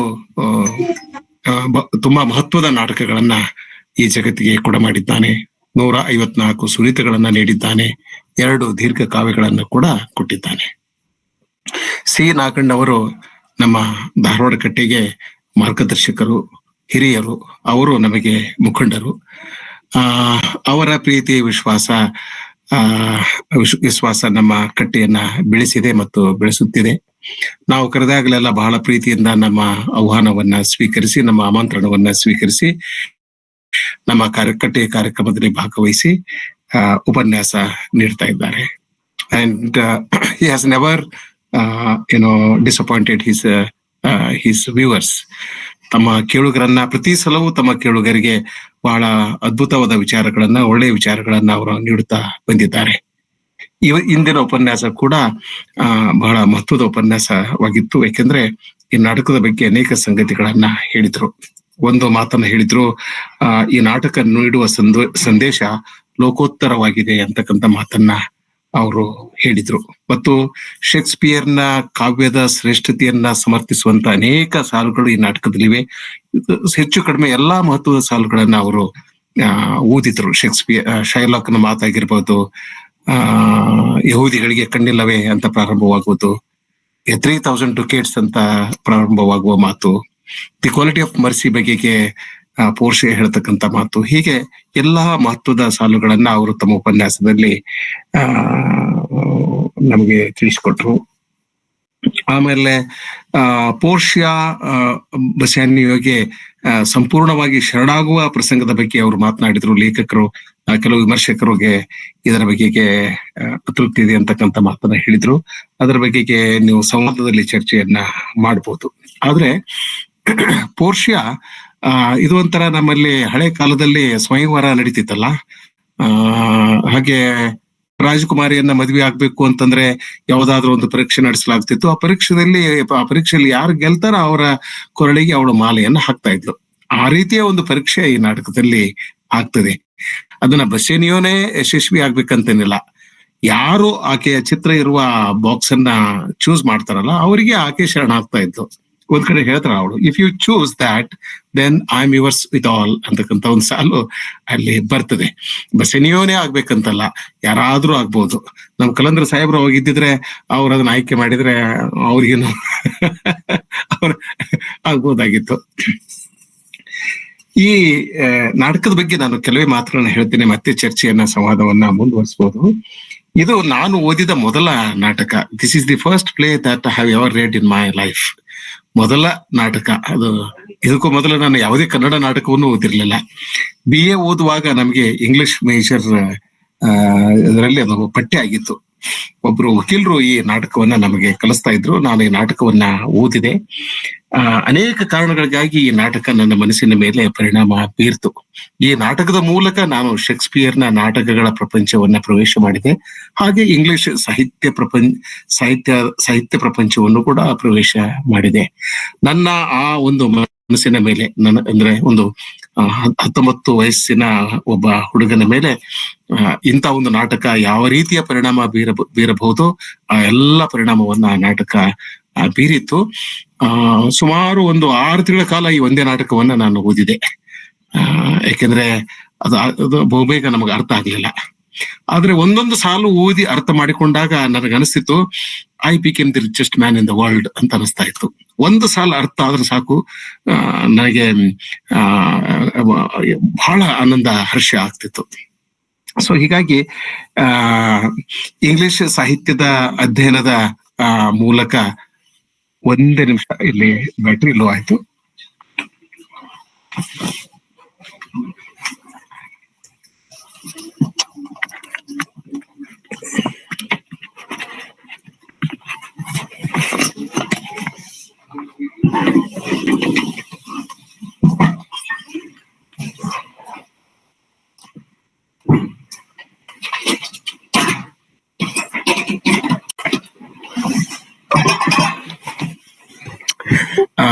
ಸಿ ನಾಗಣ್ಣ ಸರ್ ಈ ನಾಟಕದ ಬಗ್ಗೆ ಬಹಳ ವಿಸ್ತೃತವಾಗಿ, ವ್ಯಾಪಕವಾಗಿ, ಬಹಳ ಕಂಪ್ರಹೆನ್ಸಿವ್ ಆಗಿ ಮಾತನಾಡಿದ್ರಿಂದ ನಾಟಕದ ಬಗ್ಗೆ ಹೆಚ್ಚು ವಿವರಗಳನ್ನ ನಾನು ಕೊಡ್ಲಿಕ್ಕೆ ಹೋಗೋದಿಲ್ಲ. ಹೆಚ್ಚಂದ್ರೆ ಇನ್ನೊಂದು 4 ನಿಮಿಷಗಳಲ್ಲಿ ನನ್ನ ಮಾತುಗಳನ್ನ ನಾನು ಮುಗಿಸ್ತೇನೆ. ನಾನು ಹೇಳ್ಬೇಕಾದದ್ದು ಇಷ್ಟೇ, ಇಂಗ್ಲಿಷ್ ಸಾಹಿತ್ಯದ ಅಧ್ಯಯನದ ಮೂಲಕ ಬದುಕನ್ನ ಕಟ್ಟಿಕೊಳ್ಬೇಕು. ಇಂಗ್ಲಿಷ್ ಭಾಷೆಯ ಮೂಲಕ ಜಾಗತಿಕ ಬೌದ್ಧಿಕತೆಯ ಭಾಗವಾಗಬೇಕು ಎಂದುಕೊಂಡ ಕಾಲ ಅದಾಗಿತ್ತು. ಶೇಕ್ಸ್ಪಿಯರ್ನ ನಾಟಕದ ಒಂದೊಂದು ಸಾಲ ಓದುತ್ತಿದ್ದಂತೆ ನನ್ನ ಬುದ್ಧಿಯಲ್ಲಿ, ಹೃದಯದಲ್ಲಿ ಒಂದು ರೀತಿಯ ಹೊಸ ಸಂಚಲನ ಉಂಟಾಗ್ತಿತ್ತು. ಆಗ ಸಾಹಿತ್ಯಿಕ ಭೌತಿಕ ಜಗತ್ತು ಕೂಡ ಬಹಳ ಸುಂದರವಾಗಿತ್ತು. ಸುಮಾರು 25-30 ವರ್ಷಗಳ ಹಿಂದಿನ ಮಾತು. ಸೈದ್ಧಾಂತಿಕ ದಾಳಿಗಳು, ದೇಶ ವಿರೋಧಿ ಸಂಕಥನಗಳು ನಮ್ಮ ಅನುಭವಕ್ಕೆ ಇನ್ನೂ ಬಂದಿರಲಿಲ್ಲ. ಹೀಗಾಗಿ ಒಂದು ಬಹಳ ಮುಗ್ಧವಾದ ಪರಿಸರ, ಮುಗ್ಧವಾದ ವಾತಾವರಣ. ಶೇಕ್ಸ್ಪಿಯರ್ ಅಂದ್ರೆ ನಮ್ಮವನು, ಕಾಳಿದಾಸನು ನಮ್ಮವನು, ಹೀಗೆಲ್ಲ ನಾವೆಲ್ಲ ಅಂದ್ಕೊಂಡಿದ್ವಿ. ಈ ನಾಟಕ ನನಗೆ ಇಷ್ಟ ಆಗ್ಲಿಕ್ಕೆ ಕೆಲವು ಕಾರಣಗಳಿವೆ. ಆ ಕಾರಣಗಳನ್ನ ಸಂಕ್ಷಿಪ್ತವಾಗಿ ಹೇಳಿ ನನ್ನ ಮಾತುಗಳನ್ನ ಮುಗಿಸ್ತೇನೆ. ಮೊದಲನೇದು ಬಸ್ಸಾನಿಯೋ ಮತ್ತು ಅಂಟೋನಿಯೋ ಇವರ ನಡುವಿನ ಸ್ನೇಹಕ್ಕಾಗಿ ಅಂಟೋನಿಯೋ ತನ್ನ ಪ್ರಾಣವನ್ನ ಕಳೆದುಕೊಳ್ಳುವ ಪ್ರಸಂಗವನ್ನ ತಂದುಕೊಡುತ್ತಾನೆ. ಪ್ರತಿಯೊಬ್ಬ ಮನುಷ್ಯನ ಜೀವನದಲ್ಲಿ ಒಬ್ಬ ಗೆಳೆಯ ಇರಬೇಕು, ಒಬ್ಬ ಅದ್ಭುತವಾದ ಗೆಳೆಯ ಇರಬೇಕು. But everybody is not very fortunate to have a great friend. ನನ್ಗೆ ಒಂದು 2 ಒಳ್ಳೆಯ ಗೆಳೆಯರಿದ್ರು ಆದ್ರೆ ಅವ್ರಿಬ್ರು ಈಗ ಇಲ್ಲ. ಅಂತ ಒಬ್ಬ ಗೆಳೆಯನಿಗಾಗಿ ನಾನು ಈಗಲೂ ಕೂಡ ಕಾದಿದ್ದೇನೆ. ಈ ಕಾರಣಕ್ಕಾಗಿಯೇ ನನಗೆ ದುರ್ಯೋಧನ ಮತ್ತು ಕರ್ಣರ ನಡುವಿನ ಸ್ನೇಹ ಬಹಳ ಇಷ್ಟ. I don't hate the character of Duryodhana. ಯಾಕಂದ್ರೆ ದುರ್ಯೋಧನ ಕರ್ಣನನ್ನ ನಿಜವಾಗಿಯೂ ಇಷ್ಟಪಡ್ತಾ ಇರ್ತಾನೆ. ಅವರಿಬ್ಬರ ನಡುವಿನ ಸ್ನೇಹ ಬಹಳ ಅದ್ಭುತವಾದದ್ದು. ಹಾಗೆ ಕೃಷ್ಣ ಮತ್ತು ಸುಧಾಮರ ನಡುವಿನ ಸಂಬಂಧ ಕೂಡ ಅದ್ಭುತವಾಗಿತ್ತು. ಹಿಂದೆ ಒಂದು ರಜನಿಕಾಂತನ ಸಿನಿಮಾ ಬಂದಿತ್ತು, ದಳಪತಿ ಅಂತೇಳಿ. ಅದು ಸ್ನೇಹಿತರ ಬಗ್ಗೆ ಇರ್ತಕ್ಕಂಥ ಸಿನಿಮಾ. ರಾಜೇಶ್ ಖನ್ನಾನ ಒಂದು ಸಿನಿಮಾ ಬಂದಿತ್ತು, ಅನುರೋಧ ಅಂತೇಳಿ. ಈ ಸಿನಿಮಾಗಳು ಕೂಡ ನನಗೆ ಬಹಳ ಇಷ್ಟ ಆಗಿತ್ತು. ಸೊ ಆ ಕಾಲದಲ್ಲಿ ಈ ನಾಟಕ ನನಗೆ ಇಷ್ಟವಾಗ್ಲಿಕ್ಕೆ ಕಾರಣ ಅಂದ್ರೆ ಅವರ ನಡುವಿನ ಸ್ನೇಹ. ಎರಡನೆಯದು ಪೋರ್ಷಿಯಾ, ಅವಳ ನ್ಯಾಯಪರತೆ. ಅದ್ರ ಬಗ್ಗೆ ಸರ್ ಆಗ್ಲೇ ಸಾಕಷ್ಟು ಮಾತುಗಳನ್ನ ಹೇಳಿದ್ರು. ದಯೆಯ ಬಗೆಗಿನ, ಕರುಣೆಯ ಬಗೆಗಿನ ಅವಳ ಮಾತು, the quality of mercy is not strained ಅಂತಕ್ಕಂಥ ಮಾತೆಲ್ಲ ಬರ್ತಲ್ಲ ಅದು. ಆದ್ರೆ ಶೈಲಾಕನನ್ನ ಮತಾಂತರ ಮಾಡುವ ಅವಳ ಕ್ರಮ ನನಗೆ ಆಗ್ಲೂ ಇಷ್ಟ ಆಗ್ಲಿಲ್ಲ, ಈಗಲೂ ಇಷ್ಟ ಆಗೋದಿಲ್ಲ. ಇದ್ರ ಬಗೆಗೆ ನಾವು ಬೇಕಾದ್ರೆ ಆಮೇಲೆ ಚರ್ಚೆಯನ್ನ ಮಾಡ್ಬೋದು. ಮತಾಂತರವನ್ನ ನಾನು ಎಂದೂ ಇಷ್ಟಪಡೋದಿಲ್ಲ. ಯಾರನ್ನೋ ಬಲವಂತವಾಗಿ ಮತಾಂತರ ಮಾಡಬಾರ್ದು. ಸೊ ಈ ನಾಟಕದ ಸಂಕೀರ್ಣತೆ ಹೆಚ್ಚಿಸುವ 2 ಪ್ರಮುಖ ಪಾತ್ರಗಳು ಅಂತಂದ್ರೆ ಒಂದು ಪೋರ್ಷಿಯಾ ಮತ್ತು ಇನ್ನೊಂದು ಶೈಲಾಕ್ ರಿಚಾರ್ಡ್ ಥರ್ಡ್ ಅಂತ ಒಂದು ಟೈಟಾನಿಕ್ ವಿಲನ್ ಅಲ್ಲ ಅವನು. He is not A one dimensional villain. ಯಾಕಂದ್ರೆ ಅವನು ಕ್ರೈಸ್ತರನ್ನ ವಿರೋಧಿಸಲಿಕ್ಕೆ ಅವನಿಗೆ ಒಂದು ವೈಯಕ್ತಿಕ ಕಾರಣ ಇರ್ತದೆ. ಒಂದ್ ಕಡೆ ಮಾತು ಇರ್ತದೆ, ಏನೋ I hate Antonio because he is A Christian ಅಂತಕ್ಕಂಥ ಒಂದು ಮಾತು ಬರ್ತದೆ. ಎರಡನೇ ಕಾರಣ ಏನಂದ್ರೆ ಅವನು ಕಡಿಮೆ ಬಡ್ಡಿ ದರ ಅವನು ಫಿಕ್ಸ್ ಮಾಡ್ತಾ ಇದ್ದ. ಕಡಿಮೆ ಬಡ್ಡಿಯಲ್ಲಿ ಹಣ ಕೊಡೋದ್ರಿಂದ ಮಾರ್ಕೆಟ್ ನಲ್ಲಿ ಅವನ ಬಿಸ್ನೆಸ್ ಬಿದ್ದು ಹೋಗ್ತದೆ. ಆ ಕಾರಣಕ್ಕಾಗಿ ಅವನಲ್ಲಿ ಸಿಟ್ಟಿರ್ತದೆ. ಹೀಗಾಗಿ ಅವನು ವೈಯಕ್ತಿಕ ಕಾರಣಗಳಿಂದ ಅವನನ್ನ ತಿರಸ್ಕಾರ ಮಾಡ್ತಿರ್ತಾನೆ. ಅವನು ಕ್ರೈಸ್ತ ಎಂಬ ಕಾರಣಕ್ಕಾಗಿಯೂ ತಿರಸ್ಕಾರ ಮಾಡ್ತಿರ್ತಾನೆ. ಆದ್ರೆ ಬಸ್ಸಾನಿಯೋ ಆಗಲಿ, ಅಂಟೋನಿಯೋ ಆಗಲಿ, ಪೋರ್ಷಿಯಾ ಆಗಲಿ, ಯಾವುದೇ ವೈಯಕ್ತಿಕ ಕಾರಣಗಳು ಇಲ್ಲದೆಯೂ ಕೂಡ ಅವನನ್ನ ಸರ್ವನಾಶ ಮಾಡ್ಲಿಕ್ಕೆ ಅವರು ಪ್ರಯತ್ನವನ್ನ ಮಾಡ್ತಾ ಇರ್ತಾರೆ. ಸೊ ನಾಟಕದ ಕೊನೆಗೆ ಪೋರ್ಷಿಯಾ ಅವನನ್ನ ಮತಾಂತರ ಮಾಡುವ ಒಂದು ದೃಶ್ಯ ನನಗೆ ಇಷ್ಟ ಆಗ್ಲಿಲ್ಲ. ಪ್ರತೀಕಾರ, ದ್ವೇಷ ಯಾರಿಗೂ ಒಳ್ಳೆಯದನ್ನ ಮಾಡೋದಿಲ್ಲ ಎಂಬ ಸಂದೇಶ ಈ ನಾಟಕ ನೀಡ್ತದೆ. ಸೊ ಕ್ವಾಲಿಟಿ ಆಫ್ ಮರ್ಸಿ, ಅದ್ರ ಬಗ್ಗೆ ಶೇಕ್ಸ್ಪಿಯರ್ ಬಹಳ ಅದ್ಭುತವಾಗಿ ಮಾತನಾಡಿದ್ದಾನೆ. ಅದನ್ನೇ ಬಸವಣ್ಣ ದೈವೇ ಧರ್ಮದ ಮೂಲವಯ್ಯ ಎಂದು ಹೇಳಿದ್ದಾನೆ. ಮತ್ತು ನ್ಯಾಯಾಲಯದ ಬಗ್ಗೆ ನನಗೆ ಅಪಾರವಾದ ಗೌರವ ಬಂದಿದ್ದು ಈ ನಾಟಕ ಓದಿದಾಗ. ನಾನು 2 ಸಲ ವೈಯಕ್ತಿಕ ಕಾರಣಗಳಿಗಾಗಿ ನ್ಯಾಯಾಲಯದ ಕಟ್ಟಿಯನ್ನ ಏರಿದೆ. 5 ಸಲ ಸಂಸ್ಥೆಯ ಪರವಾಗಿ ನ್ಯಾಯಾಲಯದ ಕಟ್ಟಿಯನ್ನು ಏರಿದೆ. ಎಲ್ಲಾ ಪ್ರಕರಣಗಳಲ್ಲೂ ಕೂಡ ನ್ಯಾಯಾಲಯ ನನಗೆ ನ್ಯಾಯ ನೀಡಿದೆ. ಹೀಗಾಗಿ ಭಾರತೀಯ ಕರ್ನಾಟಕದ ನ್ಯಾಯ ವ್ಯವಸ್ಥೆ ಬಗ್ಗೆ ನನಗೆ ವೈಯಕ್ತಿಕವಾಗಿ ಬಹಳ ಗೌರವವಿದೆ. ಈ ನಾಟಕ ಓದಿದಾಗ ಈ ಎಲ್ಲ ಸಂಗತಿಗಳು ನನಗೆ ನೆನಪಾದು. ಇನ್ನೊಂದು ಮಾತಂದ್ರೆ, ಶೇಕ್ಸ್ಪಿಯರ್ನ ಸ್ತ್ರೀ ಪಾತ್ರಗಳು ದುರ್ಬಲವಾಗಿವೆ ಎಂದು ಕೆಲವು ವಿಮರ್ಶಕರು ಟೀಕೆಯನ್ನ ಮಾಡ್ತಾ ಇರ್ತಾರೆ. ಆದ್ರೆ ಪೋರ್ಷಿಯಾ ಬಹಳ ಸಶಕ್ತವಾದಂತ ಪಾತ್ರ. ಆ ಕೋರ್ಟ್ ದೃಶ್ಯದಲ್ಲಿ ತನ್ನ ಪ್ರತಿಭೆಯಿಂದ ಎಲ್ಲಾ ಪಾತ್ರಗಳನ್ನು ಅವಳು ನಿಯಂತ್ರಿಸ್ತಾಳೆ. ಹೀಗೆ ಇಂಥ ಅನೇಕ ಕಾರಣಗಳಿಗಾಗಿ ಈ ನಾಟಕ ನನಗೆ ಆಗಲೂ ಇಷ್ಟ ಆಗಿತ್ತು, ಈಗಲೂ ಕೂಡ ಅದು ಇಷ್ಟ ಆಗಿದೆ. ಇಷ್ಟು ಮಾತುಗಳು ಈ ನಾಟಕದ ಸಂದರ್ಭದಲ್ಲಿ ಸಾಕು. ಕಟ್ಟೆಯ ಬಗ್ಗೆ ನಾನು ಒಂದು 3-4 ಸಂಗತಿಗಳನ್ನ ತಮ್ಮ ಗಮನಕ್ಕೆ ತರಲಿಕ್ಕೆ ಇಷ್ಟಪಡ್ತೇನೆ. ಧಾರವಾಡದಲ್ಲಿ ನಾವು ಆಗಲೇ ಧಾರವಾಡ ಕಟ್ಟೆಯ ಕಚೇರಿಯನ್ನು ಪ್ರಾರಂಭಿಸಿದ್ದೇವೆ. ನಮ್ಮದೇ ಆದ ಒಂದು ಸ್ಟುಡಿಯೋನು ಕೂಡ ನಾವು ಸ್ಥಾಪಿಸಿದ್ದೇವೆ. ಜನವರಿಯಿಂದ ಧಾರವಾಡ ಕಟ್ಟೆ ಯೂಟ್ಯೂಬ್ ಚಾನೆಲ್ ಪ್ರಾರಂಭವಾಗಲಿದೆ. ಅದರ ಬಗೆಗೆ ಸಂಪೂರ್ಣ ವಿವರವನ್ನ ನಾವು ನಿಮಗೆ ಆಗಾಗ ಕೊಡ್ತಾ ಇರ್ತೇವೆ. ಮತ್ತು ಜನವರಿಯಿಂದ 2 ಹೊಸ ಉಪನ್ಯಾಸ ಸರಣಿಗಳನ್ನ ನಾವು ಪ್ರಾರಂಭಿಸಲಿದ್ದೇವೆ. ಈಗ ಪ್ರತಿ ವಾರ ಗುರುವಾರ ಮತ್ತು ಶನಿವಾರ 2 ಉಪನ್ಯಾಸ ಸರಣಿಗಳು ನಡೆದಿವೆ. ಒಂದು ಕನ್ನಡ ಸಾಹಿತ್ಯದ ಬಗ್ಗೆ ಒಂದು ಉಪನ್ಯಾಸ ಸರಣಿ ನಡೆದಿದೆ. ಇನ್ನೊಂದು ಶೇಕ್ಸ್ಪಿಯರ್ನ ನಾಟಕಗಳ ಕುರಿತು ಒಂದು ಉಪನ್ಯಾಸ ಸರಣಿ ನಡೆದಿದೆ. ಈ 2 ಸರಣಿಗಳು ಇನ್ನೂ 3 ತಿಂಗಳ ಕಾಲ ನಡೆಯಲಿವೆ. ಆಮೇಲೆ ಹೊಸ ಸರಣಿಗಳು ಪ್ರಾರಂಭವಾಗಲಿವೆ. ಈಗ 2 ಇಂಗ್ಲಿಷ್ ಉಪನ್ಯಾಸ ಸರಣಿಗಳನ್ನ ನಾವು ಪ್ರಾರಂಭ ಮಾಡಲಿದ್ದೇವೆ. ಒಂದು Bharat in western and Indian English imagination. ಇದು English lectures series the title. ಇದರ ಅಡಿಯಲ್ಲಿ ಸುಮಾರು 8 ತಿಂಗಳ ಕಾಲ ನಾವು ವಿಶೇಷ ಉಪನ್ಯಾಸಗಳನ್ನ ಏರ್ಪಡಿಸ್ತೇವೆ. ಭಾರತೀಯ ಸುಮಾರು 20 ಜನ ಇಂಗ್ಲಿಷ್ ಪ್ರಾಧ್ಯಾಪಕರು ಮತ್ತು ಜಗತ್ತಿನ ಬೇರೆ ಬೇರೆ ದೇಶಗಳಿಂದ ಸುಮಾರು 15 ಜನ ಇಂಗ್ಲಿಷ್ ಪ್ರಾಧ್ಯಾಪಕರು ಈ 35 ಭಾರತೀಯ ಲೇಖಕರ ಬಗ್ಗೆ, ಭಾರತೀಯ ಮತ್ತು ವಿದೇಶಗಳ ಲೇಖಕರ ಬಗ್ಗೆ ಧಾರವಾಡ ಕಟ್ಟೆಗಾಗಿ ಮಾತನಾಡಲಿದ್ದಾರೆ. ಇದು ಪ್ರತಿ ರವಿವಾರ ಈ ವಿಶೇಷ ಉಪನ್ಯಾಸ ಕಾರ್ಯಕ್ರಮ ಜರುಗಲಿದೆ. ಸಂಸ್ಕೃತ ಲಿಟರೇಚರ್ ಬಗೆಗೆ ಇನ್ನೊಂದು ನಾವು ಉಪನ್ಯಾಸ ಸಿರೀಸ್ ಅನ್ನ ಪ್ರಾರಂಭ ಮಾಡ್ತೇವೆ. ಅದು ಪ್ರತಿ ಶುಕ್ರವಾರ ನಡೆಯಲಿದೆ. ಸೊ ಗುರುವಾರ, ಶುಕ್ರವಾರ, ಶನಿವಾರ, ರವಿವಾರ 4 ದಿನಗಳ ಕಾಲ ನಿರಂತರವಾಗಿ ಧಾರವಾಡ ಕಟ್ಟೆಯ ಮೇಲೆ ಉಪನ್ಯಾಸ ಸರಣಿಗಳು ನಡೆಯಲಿವೆ. 2 ಕನ್ನಡದಲ್ಲಿ, 2 ಇಂಗ್ಲಿಷ್ನಲ್ಲಿ.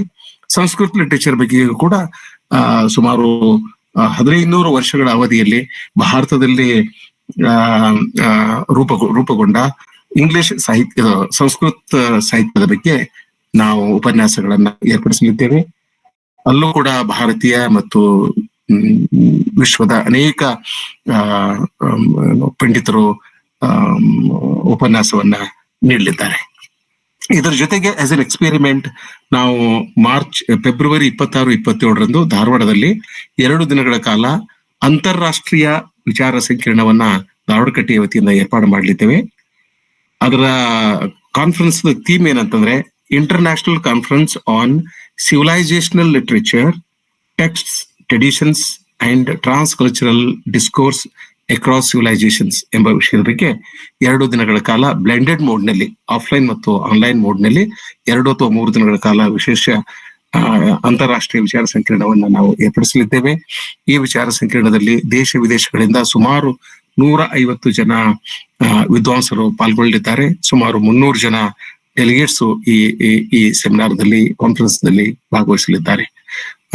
ಧಾರವಾಡ ಕಟ್ಟೆಯ ಜೊತೆಗೆ ನೀವು ಪ್ರಾರಂಭದಿಂದಲೂ ನಮ್ಮ ಜೊತೆಗೆ ನೀವು ಇದ್ದೀರಿ. ನಮ್ಮ ಎಲ್ಲ ಉಪನ್ಯಾಸಗಳನ್ನ ನೀವು ಕೇಳ್ತಾ ಬಂದಿರುವಿರಿ. ನಿಮ್ಮ ಸಹಾಯ ಸಹಕಾರದಿಂದ, ನೀವು ತೋರಿಸಿದ ಪ್ರೀತಿ ವಿಶ್ವಾಸದಿಂದ ನಮಗೆ ಈ ಕೆಲಸವನ್ನ ಮಾಡ್ಲಿಕ್ಕೆ ಸಾಧ್ಯವಾಗಿದೆ. ನಮ್ಮ ಮುಂದಿನ ಎಲ್ಲಾ ಯೋಜನೆಗಳಲ್ಲಿ ತಾವು ದಯವಿಟ್ಟು ಭಾಗವಹಿಸಬೇಕು. ತಮಗೆ ಸಮಯ ಸಿಕ್ಕಾಗ ಕಾರ್ಯಕ್ರಮದಲ್ಲಿ ಭಾಗವಹಿಸಬೇಕು. ಪ್ರತಿ ವಾರ ಎಲ್ಲರೂ ಎಲ್ಲಾ ಕಾರ್ಯಕ್ರಮಗಳಲ್ಲೂ ಭಾಗವಹಿಸಬೇಕು ಎಂದು ನಾವು ಹೇಳುವುದಿಲ್ಲ. ನೀವು ನಮಗೆ ಸಂತೋಷ.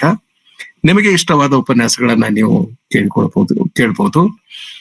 ಇಷ್ಟು ಮಾತುಗಳು ಈ ಸಂದರ್ಭದಲ್ಲಿ ಸಾಕು. ತಾವೀಗ ಹಿರಿಯರಾದ ಸಿ ನಾಗಣ್ಣ ಸರ್ ಅವರೊಂದಿಗೆ ಚರ್ಚೆಯನ್ನ, ಸಂವಾದವನ್ನ ಮುಂದುವರಿಸಬಹುದು. ಎಲ್ಲರಿಗೂ ನಮಸ್ಕಾರ, ಶುಭವಾಗಲಿ. ನಮಸ್ಕಾರ ಸರ್. ಉಪನ್ಯಾಸ ಹೇಗಿತ್ತು ಅಂದ್ರೆ, ಈ ವರ್ಷದಲ್ಲಿ 3-4 ಹಬ್ಬ ಬರ್ತಾವೆ, ಹಬ್ಬದ ಊಟ ಅಷ್ಟು ಚೆನ್ನಾಗಿತ್ತು ಸರ್. ಎಳೆಯಾಗಿ ಬಿಡಿಸಿದ್ರಿ ಸರ್. ನನಗೆ ಇದು ಈ ಜನಾಂಗೀಯ ದ್ವೇಷ 16ನೇ ಶತಮಾನದಲ್ಲಿ ಯಹೂದಿಗಳಿಗೆ ಮತ್ತು ಕ್ರಿಶ್ಚಿಯನ್ ಹೇಗಿತ್ತು ಅನ್ನೋದ್ರ ಕನ್ನಡಿನ ಇದು ಅಂತ. ಜನಾಂಗೀಯ ದ್ವೇಷ ಈಗ ಬದಲಾವಣೆ ಆಗಿದೆ. ಅವಾಗ ಅಷ್ಟಿತ್ತು ಅಂತ. ಅದು ಎಲ್ಲಿಂದ? ಯೇಸುವನ್ನ ಒಬ್ಬ ಯಹೂದಿ ಹಿಡ್ಕೊಟ್ಟ ಅನ್ನೋದ್ರ ಕಾರಣದಿಂದನೂ ಸರಿ. ಒಬ್ರಿಗೊಬ್ರು ಅವಕಾಶ ಸಿಕ್ಕರೆ ಸಾಕು, ನಾವೇನಾದ್ರೂ ಪ್ರತೀಕಾರ ತಗೋಬೇಕು ಅಂತ. ಶೈಲಾಗೆ ಅವಕಾಶ ಸಿಕ್ಕರೆ ಸಾಕು, 1 ಪೌಂಡ್ ಬ್ರೆಡ್ ಬೇಕು ಅಂತ, 1 ಪೌಂಡ್ ಮಾಂಸ ಬೇಕು ಅಂತ. ಪೋರ್ಷ ಅವಕಾಶ ಸಿಕ್ಕರು ನಿನ್ಗೆ ಧರ್ಮ ಚೇಂಜ್ ಮಾಡು ಅಂತ. ಎಲ್ಲಿ ಅವಕಾಶ ಸಿಗುತ್ತೆ ಅಲ್ಲಿ ಒಬ್ಬರ ಮೇಲೆ ಒಬ್ರು ಮುಗಿ ಬೀಳೋದು ಅಂತ ನನಗೆ ಅನ್ಸುತ್ತೆ ಸರ್. ನಮಸ್ಕಾರ ಸರ್. ನಾಗಣ್ಣ ಸರ್ ಉತ್ತರ ಕೊಡ್ತಾರೆ.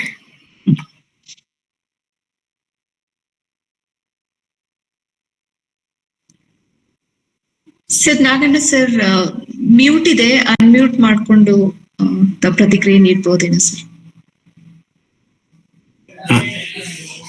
ಇದು ಕಲಂದರ್ ಸಾಹೇಬ್ರು ಹೇಳ್ದಂಗೆ 15-16ನೇ ಶತಮಾನದಲ್ಲಿ ಆದಂತ ಬೆಳವಣಿಗೆ ಅಲ್ಲ, ಇದಕ್ಕೆ 2000 ವರ್ಷದ ಇತಿಹಾಸ ಇದೆ ಅಂತ ಕಾಣಿಸುತ್ತೆ. Actually Christ himself was A zoo ಅಲ್ವಾ, ಅವರು ಯಹೂದ್ಯರಾಗಿ ಆಮೇಲೆ ಅವರೇ ಒಂದು ಧರ್ಮದ ಸ್ಥಾಪಕರು ಅಂತ ಹೇಳಿ ಸ್ವೀಕೃತರಾದವರು. ಒಟ್ಟಿನಲ್ಲಿ ಇದು ಸಾವಿರಾರು ವರ್ಷದ ಬೇರು ಆಳ ಕೊಟ್ಟೋಗ್ಬಿಟ್ಟಿದೆ ಜನಾಂಗ ದ್ವೇಷ ಅನ್ನೋದು. ಹಾಗಾಗಿ ಈಗ ನಮ್ಮ ದೇಶದ ಕಥೆನೆ ತಗೊಂಡ್ರೆ ಅದನ್ನ ವಿಸ್ತರಿಸಿ ಹೇಳ್ಬೇಕಾಗಿಲ್ಲ, ನಿಮಗೆ ಎಲ್ಲ ಚೆನ್ನಾಗಿ ಗೊತ್ತಿದೆ. ಅದರಿಂದ ಇದು ಹಿಂದೂ ಮುಸ್ಲಿಂ ಗಲಾಟೆ, ಯಹೂದ್ಯ ಕ್ರಿಶ್ಚಿಯನ್ ಗಲಾಟೆ, ಇದು ಈ ತರ ಬಹಳ ಕಾಲದಿಂದ ಇದು ನಡೀತಾ ಬಂದಿದೆ.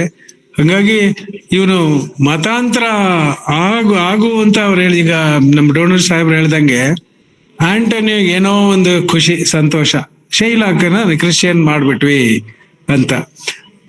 ಮುಖ್ಯವಾಗಿ ಅವನ ಆಳದಲ್ಲಿರೋದೇ ಪ್ರಶ್ನೆ ಈ ನಾಟಕದಲ್ಲಿ, ಇದು ದಯೆಯೇ ಧರ್ಮದ ಮೂಲ ಅಂತ ಏನ್ ನಾವು ನೆನಪು ಮಾಡ್ಕೊಂಡ್ವಿ, ಅದನ್ನ ಬಹಳ ಚೆನ್ನಾಗಿ ಕೇಳ್ತಾಳೆ ಪೋರ್ಷಿಯ.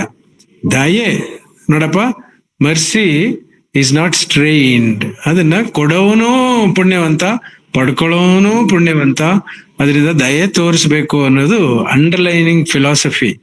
ಆದ್ರೆ ಏನ್ ಮಾಡ್ತೀರಾ, ಈ ಪ್ರಪಂಚದಲ್ಲಿ ಯಾವುದು ಬೇಗ ದಿಗ್ಗಂತ ಹತ್ಕೊಳತ್ತೋ, ಅಗ್ನಿ ಸ್ಪರ್ಶ ಆದ ಕೂಡಲೇ ಸುಟ್ಟು ಬೂದಿ ಆಗುತ್ತೋ, ಆ ಕೋಪ ತಾಪಗಳು ಪ್ರದರ್ಶನ ಆಗುತ್ತೋ, ಅದಕ್ಕೆ ಆಕರ್ಷಿತರಾಗುವಷ್ಟು ತಣ್ಣಗೆ ಒಂದು ಹಾರ್ಮೋನಿ, ಒಂದು ಪೀಸ್, ಸಹಬಾಳ್ವೆ, live and let live philosophy ಏನಿದೆ ಅದಕ್ಕೆ ಒಲಿಯೋದು ದುರ್ಲಭ. ಲಿವ್ ಅಂಡ್ ಲೆಟ್ ಲಿವ್ ಅನ್ನೋದೇ ಬಹಳ ದೊಡ್ಡ ಫಿಲಾಸಫಿ. ನಾವು ಬದುಕಬೇಕು, ಬೇರೆಯವರು ಬದುಕಬೇಕು ಅನ್ನೋದು. ಯಾವ್ಯಾವ್ದೋ ಕಾರಣದಿಂದ, ಜನಾಂಗ ದ್ವೇಷದಿಂದ ಅವರೇ ಬೇರೆ ನಾವೇ ಬೇರೆ, ಈ ಪ್ರತ್ಯೇಕತೆ ಮತ್ತೆ ಮೇಲು ಕೀಳು ಅನ್ನೋ ಈ ಭಾವನೆ, ಕ್ರಿಶ್ಚಿಯನ್ರು ನಾವು ಮೇಲು ಅಂತ, ಯಹೂದ್ಯರು ನಾವು ಮೇಲು ಅಂತ, ಈ ತರದ್ದೆಲ್ಲ ಆಳವಾಗಿ ಬೇರ್ಬಿಟ್ಬಿಟ್ಟಿರೋದ್ರಿಂದ ಮನುಕುಲದಲ್ಲಿ ಇದನ್ನ ಹೋಗ್ಲಾಡ್ಸೋದು ಕಷ್ಟ. ಅದಕ್ಕೆ ಗಾಂಧಿ ಅಂತವ್ರು, ಬಸವಣ್ಣನಂತವ್ರು, ಬುದ್ಧನಂತವ್ರು ಮತ್ತೆ ಅವತಾರ ಎತ್ತಿ ಬರಬೇಕು. ಬಂದಾಗ ಸ್ವಲ್ಪ ಉಪಶಮನ ಆಗತ್ತೆ, ಮತ್ತೆ ಬುಗಿಲೇಳುತ್ತೆ, ಅದು ಸಂಶಯ ಇಲ್ಲ. ಆದ್ರೆ ಉಪಶಮನ ಆಗಿ ಒಂದು ಚೂರು ಒಂದು ಶಾಂತಿ ವಾತಾವರಣ ತಾತ್ಕಾಲಿಕವಾದರೂ ಅದಿರುತ್ತಲ್ಲ, ತಾತ್ಕಾಲಿಕವಾಗಿ ಆದ್ರೂ ಇದು ಇರುತ್ತಲ್ಲ, ಅಷ್ಟಕ್ಕೆ ಸಮಾಧಾನ ಪಟ್ಕೋಬೇಕು. ಶಾಶ್ವತವಾಗಿ ಈ ಪ್ರಪಂಚದಲ್ಲಿ ನೆಮ್ಮದಿ ಮತ್ತು ಅದೇ ಆದ್ರೆ ಸಂತೋಷ, ಶಾಶ್ವತವಾಗಾದ್ರೆ ಬಹಳ ಸಂತೋಷ. ನಮ್ಮ ಕಾಲಕ್ಕೆ, ನಮ್ಮ ಮಕ್ಕಳ ಕಾಲಕ್ಕೆ, ಮೊಮ್ಮಕ್ಕಳ ಕಾಲಕ್ಕೆ ಪ್ರಪಂಚ ಸುಭಿಕ್ಷವಾಗಿರುತ್ತೆ. ಸಹಬಾಳ್ವೆ, ಲಿವ್ ಅಂಡ್ ಲೆಟ್ ಲಿವ್, ಅದು ಜನಮನದಲ್ಲಿ ಬಿತ್ತಿ ಅದು ಬೆಳೆದಾಗ ಎಲ್ರಿಗೂ ಕ್ಷೇಮ. ಇಲ್ಲಾಂದ್ರೆ ಏನಾಗುತ್ತೆ ಅಂದ್ರೆ ಈ ತರ ಶೈಲಾಕ್, ಆಂಟೋನಿಯೋ ಇದು ನಡೆದು ಬಂದಿದೆ. ಪರೋಕ್ಷವಾಗಿ ಶೇಕ್ಸ್ಪಿಯರ್ ಅದನ್ನೇ ಎಚ್ಚರಿಸ್ತಾ ಇದ್ದಾರೆ. ನಾವು ಅದನ್ನ ಬಿಟ್ವೀನ್ ದಿ ಲೈನ್ಸ್ ಓದಿ ತಗೋಬೇಕು ಅಷ್ಟೇನೆ, ಆ ತತ್ವವನ್ನ ಬಟ್ಟಿ ಇಳಿಸಿ ತಗೋಬೇಕು.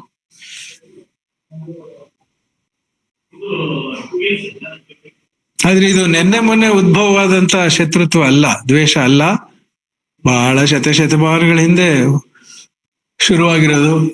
ಇದೆಲ್ಲಿ ಕೊನೆ ಅನ್ನೋದು ಇಟ್ ಇಸ್ $1 million ಕ್ವೆಶ್ಚನ್.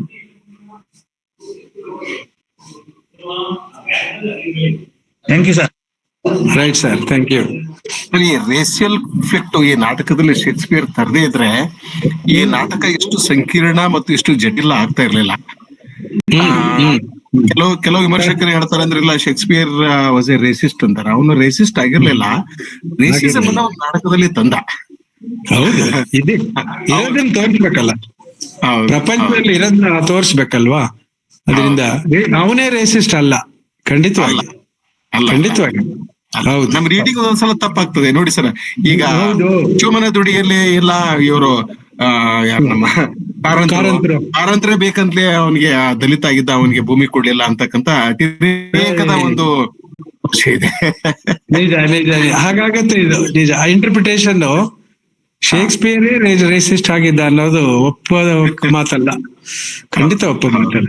ಆ ನಾಟಕಕ್ಕೆ ಜಟಿಲತೆ ಸಂಕೀರ್ಣತೆ ಪ್ರಾಪ್ತವಾಗಿರೋದು ಆ ಸಮಸ್ಯೆಯನ್ನು ಅವನು ಚರ್ಚೆ ಮಾಡೋದ್ರಿಂದ. ಇಲ್ಲದೆ ಇದ್ರೆ ಎಲ್ಲಿ ಗೊತ್ತಾಗ್ತಾ ಇತ್ತು. ಚರ್ಚೆ ಮಾಡ್ತಾನೆ ಇರ್ಬೇಕು. ಈಗ ಇದ್ರದ್ದು ಹೇಳ್ತಾರಲ್ಲ ಸರ್, ನಮ್ಮ ಕಾರ್ನಾಡ್ ನಾಟಕದ ಬಗ್ಗೆ, ಶರಣರ ಕ್ರಾಂತಿ ಬಗ್ಗೆ ಕಾರ್ನಾಡ್ ಹೇಳಿದ್ದು ಬಹಳ ಜನಜನಿತವಾಗಿದ್ದ ಒಂದ್ ಮಾತಿದೆ ನೋಡಿ, ಎಲ್ಲಿ ಹಲ್ಲು ನೋವಿದೆಯೋ ನಾಲ್ಗೆ ಅಲ್ಲೇ ಅದು ತಾಕತ್ತೆ ಅಂತ. ಅದನ್ನ ಒಬ್ಬ ಕ್ರಿಯೇಟಿವ್ ರೈಟರ್ ಯಾವಾಗ್ಲೂ ಅದನ್ನ ಪಾಯಿಂಟ್ ಔಟ್ ಮಾಡಿ ತೋರಿಸ್ತಾ ಇರ್ಬೇಕು ಜಗತ್ತಿಗೆ, ಆವಾಗ್ಲೇ ಅದು ಗೊತ್ತಾಗೋದು. ಹೌದು ಹೌದು ಹೌದು.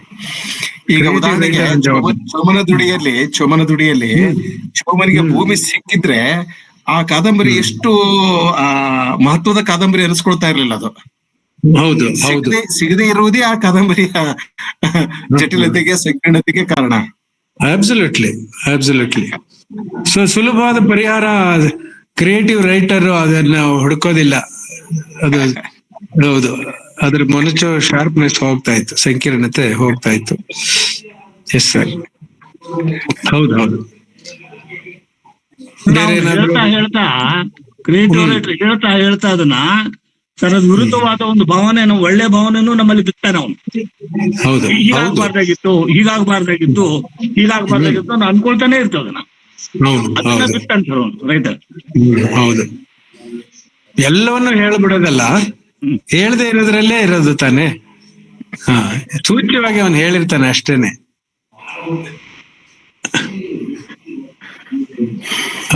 ಅದೇ ಇದು ಇವ್ರದೊಂದು ಬರುತ್ತಲ್ಲ ಸರ್, ನಮ್ಮ ಎಮಿಲಿ ಡಿಕಿನ್ಸನ್ ಒಂದು ಪದ್ಯ, tell all the truth but tell it slant ಅಂತ. Tell all the truth but tell it slant. ಎಲ್ಲ ಸತ್ಯವನ್ನ ಕ್ರಿಯೇಟಿವ್ ರೈಟರ್ ಬಿಚ್ಚಿ ಜಾಳಾಗಿ ಹೇಳಕ್ ಆಗಲ್ಲ. ಆ ಟ್ರೂತ್ ಅನ್ನ ಸ್ಲ್ಯಾಂಟ್ ಆಗಿ ಹೇಳ್ತಾನೆ ಅವನು.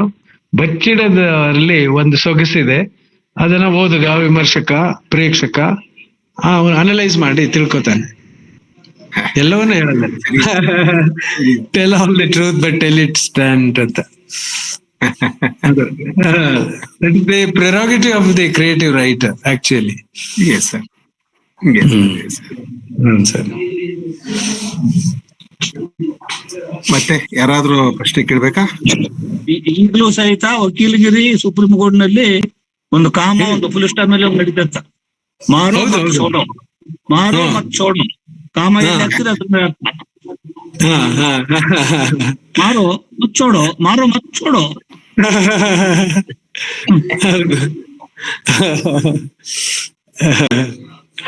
ನಿಜ. ನಮಸ್ತೆ ಮೇಡಮ್. Sir, thank you. ತುಂಬಾ ಚೆನ್ನಾಗಿತ್ತು ಉಪನ್ಯಾಸ. Thank you so much. Actually ನಿಮ್ಮಿಂದ ಒಂಚೂರು ನನಗೆ ಇನ್ಸ್ಪಿರೇಷನ್ ಸಿಕ್ತು ನೆಕ್ಸ್ಟ್ ವೀಕ್ ಪ್ರೆಸೆಂಟೇಷನ್.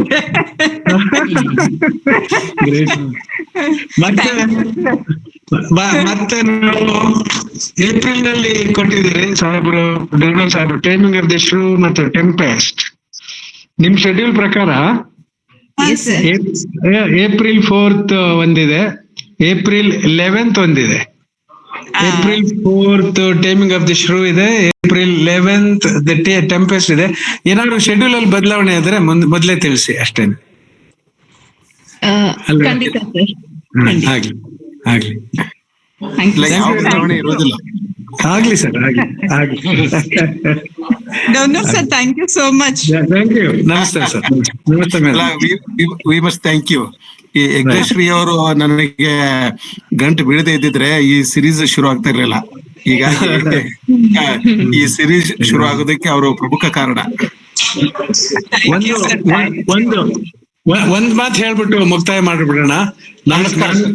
ನಾನು ಸ್ವಲ್ಪ ಅರ್ಜೆಂಟ್ ಅಲ್ಲಿ ಇದ್ದೀನಿ. ಒಂದ್ ಮಾತು ಏನಂದ್ರೆ, ಯಾವ್ದನ್ನ ನಮ್ಮ ಮೈಸೂರು ಯೂನಿವರ್ಸಿಟಿಲಿ ಇದು ಎಕ್ಸ್ಟೆನ್ಷನ್ ಲೆಕ್ಚರ್ಸ್ ಅಂತ 1930ರ ದಶಕದಲ್ಲಿ ಪ್ರಾರಂಭ ಮಾಡಿದ್ರು. ಆ ಎಕ್ಸ್ಟೆನ್ಷನ್ ಲೆಕ್ಚರ್ಸ್ ಆ ಕಾಲದಲ್ಲಿ 1935 ನಲ್ಲಿ ನಮ್ಮ ಇವರು ಅವಾಗ ನಾವು ಇದು ಪ್ರಿನ್ಸಿಪಾಲ್ ಆಗಿದ್ರು, ಮಹಾರಾಜಾಸ್ ಕಾಲೇಜ್ ಪ್ರಿನ್ಸಿಪಾಲ್ ಬ್ರಿಟಿಷ್.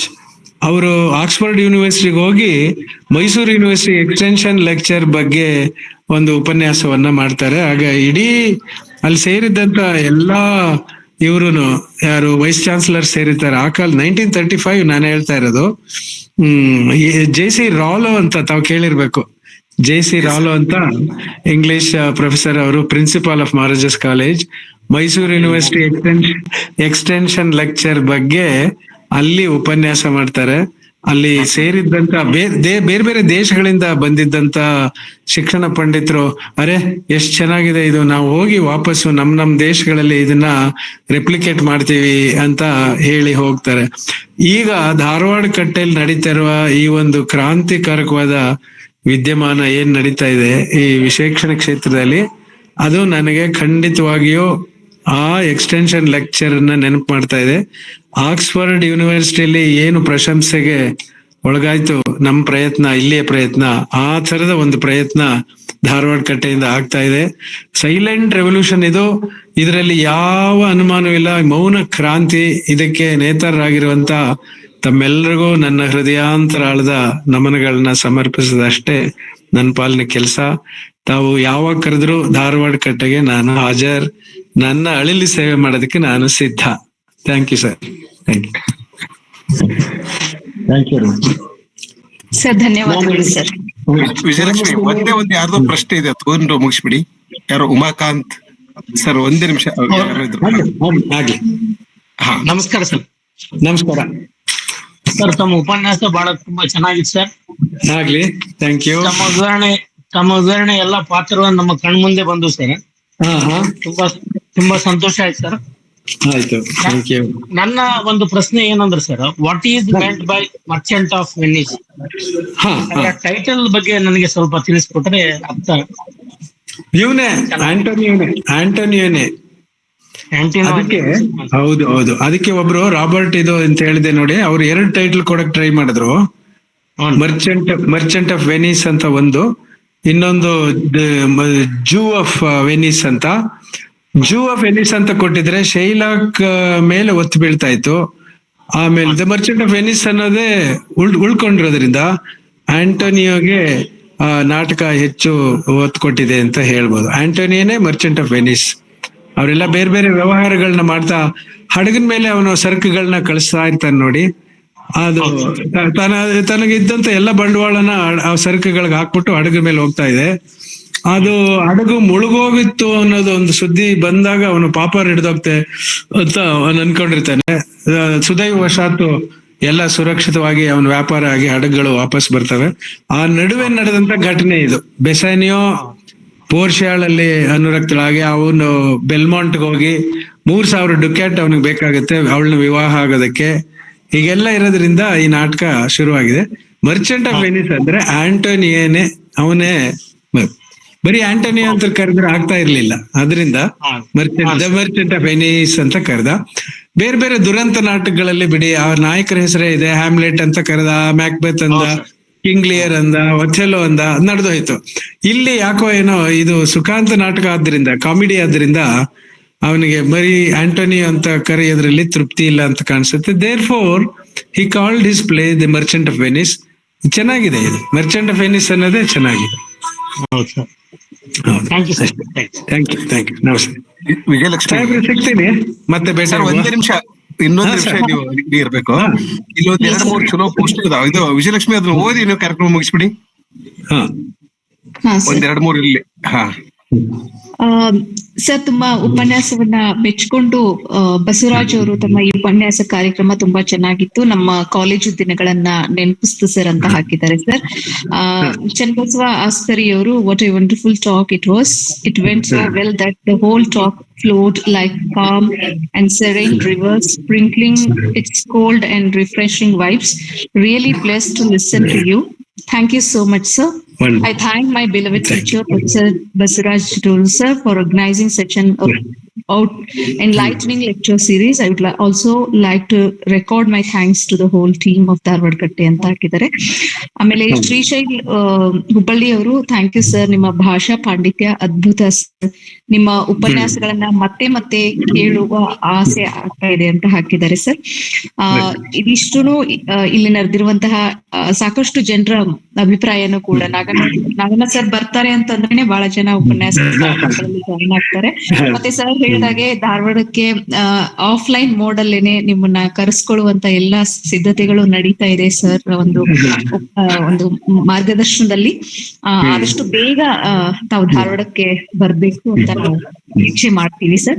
ಇಷ್ಟು ಮಾತುಗಳನ್ನ ತಮ್ಗೆ ಅರ್ಪಿಸ್ತಾ ಧಾರವಾಡ ಕಟ್ಟೆಯ ಪರವಾಗಿ ಹಾಗೆ ಇಲ್ಲಿ ನಡೆದಿರುವಂತಹ ಎಲ್ಲ ಸಾಹಿತ್ಯಾಸಕ್ತರ ಪರವಾಗಿ ತುಂಬ ಹೃದಯದ ಧನ್ಯವಾದಗಳನ್ನ ಅರ್ಪಿಸ್ತೇವೆ sir. Thank you so much sir. ನಮಸ್ತೆ ಎಲ್ಲರಿಗೂ. Thank you sir. Thank you sir. ನಮಸ್ತೆ. ಹಾಗೆಯೇ ಈ ಕಾರ್ಯಕ್ರಮದ ಅಧ್ಯಕ್ಷತೆಯನ್ನ ವಹಿಸಿರುವಂತಹ ಪ್ರೊಫೆಸರ್ ಬಸವರಾಜ್ ಟೋಣೂರ್ ಸರ್ಗೂ ಕೂಡ ಧನ್ಯವಾದಗಳನ್ನ ಅರ್ಪಿಸ್ತೇವೆ.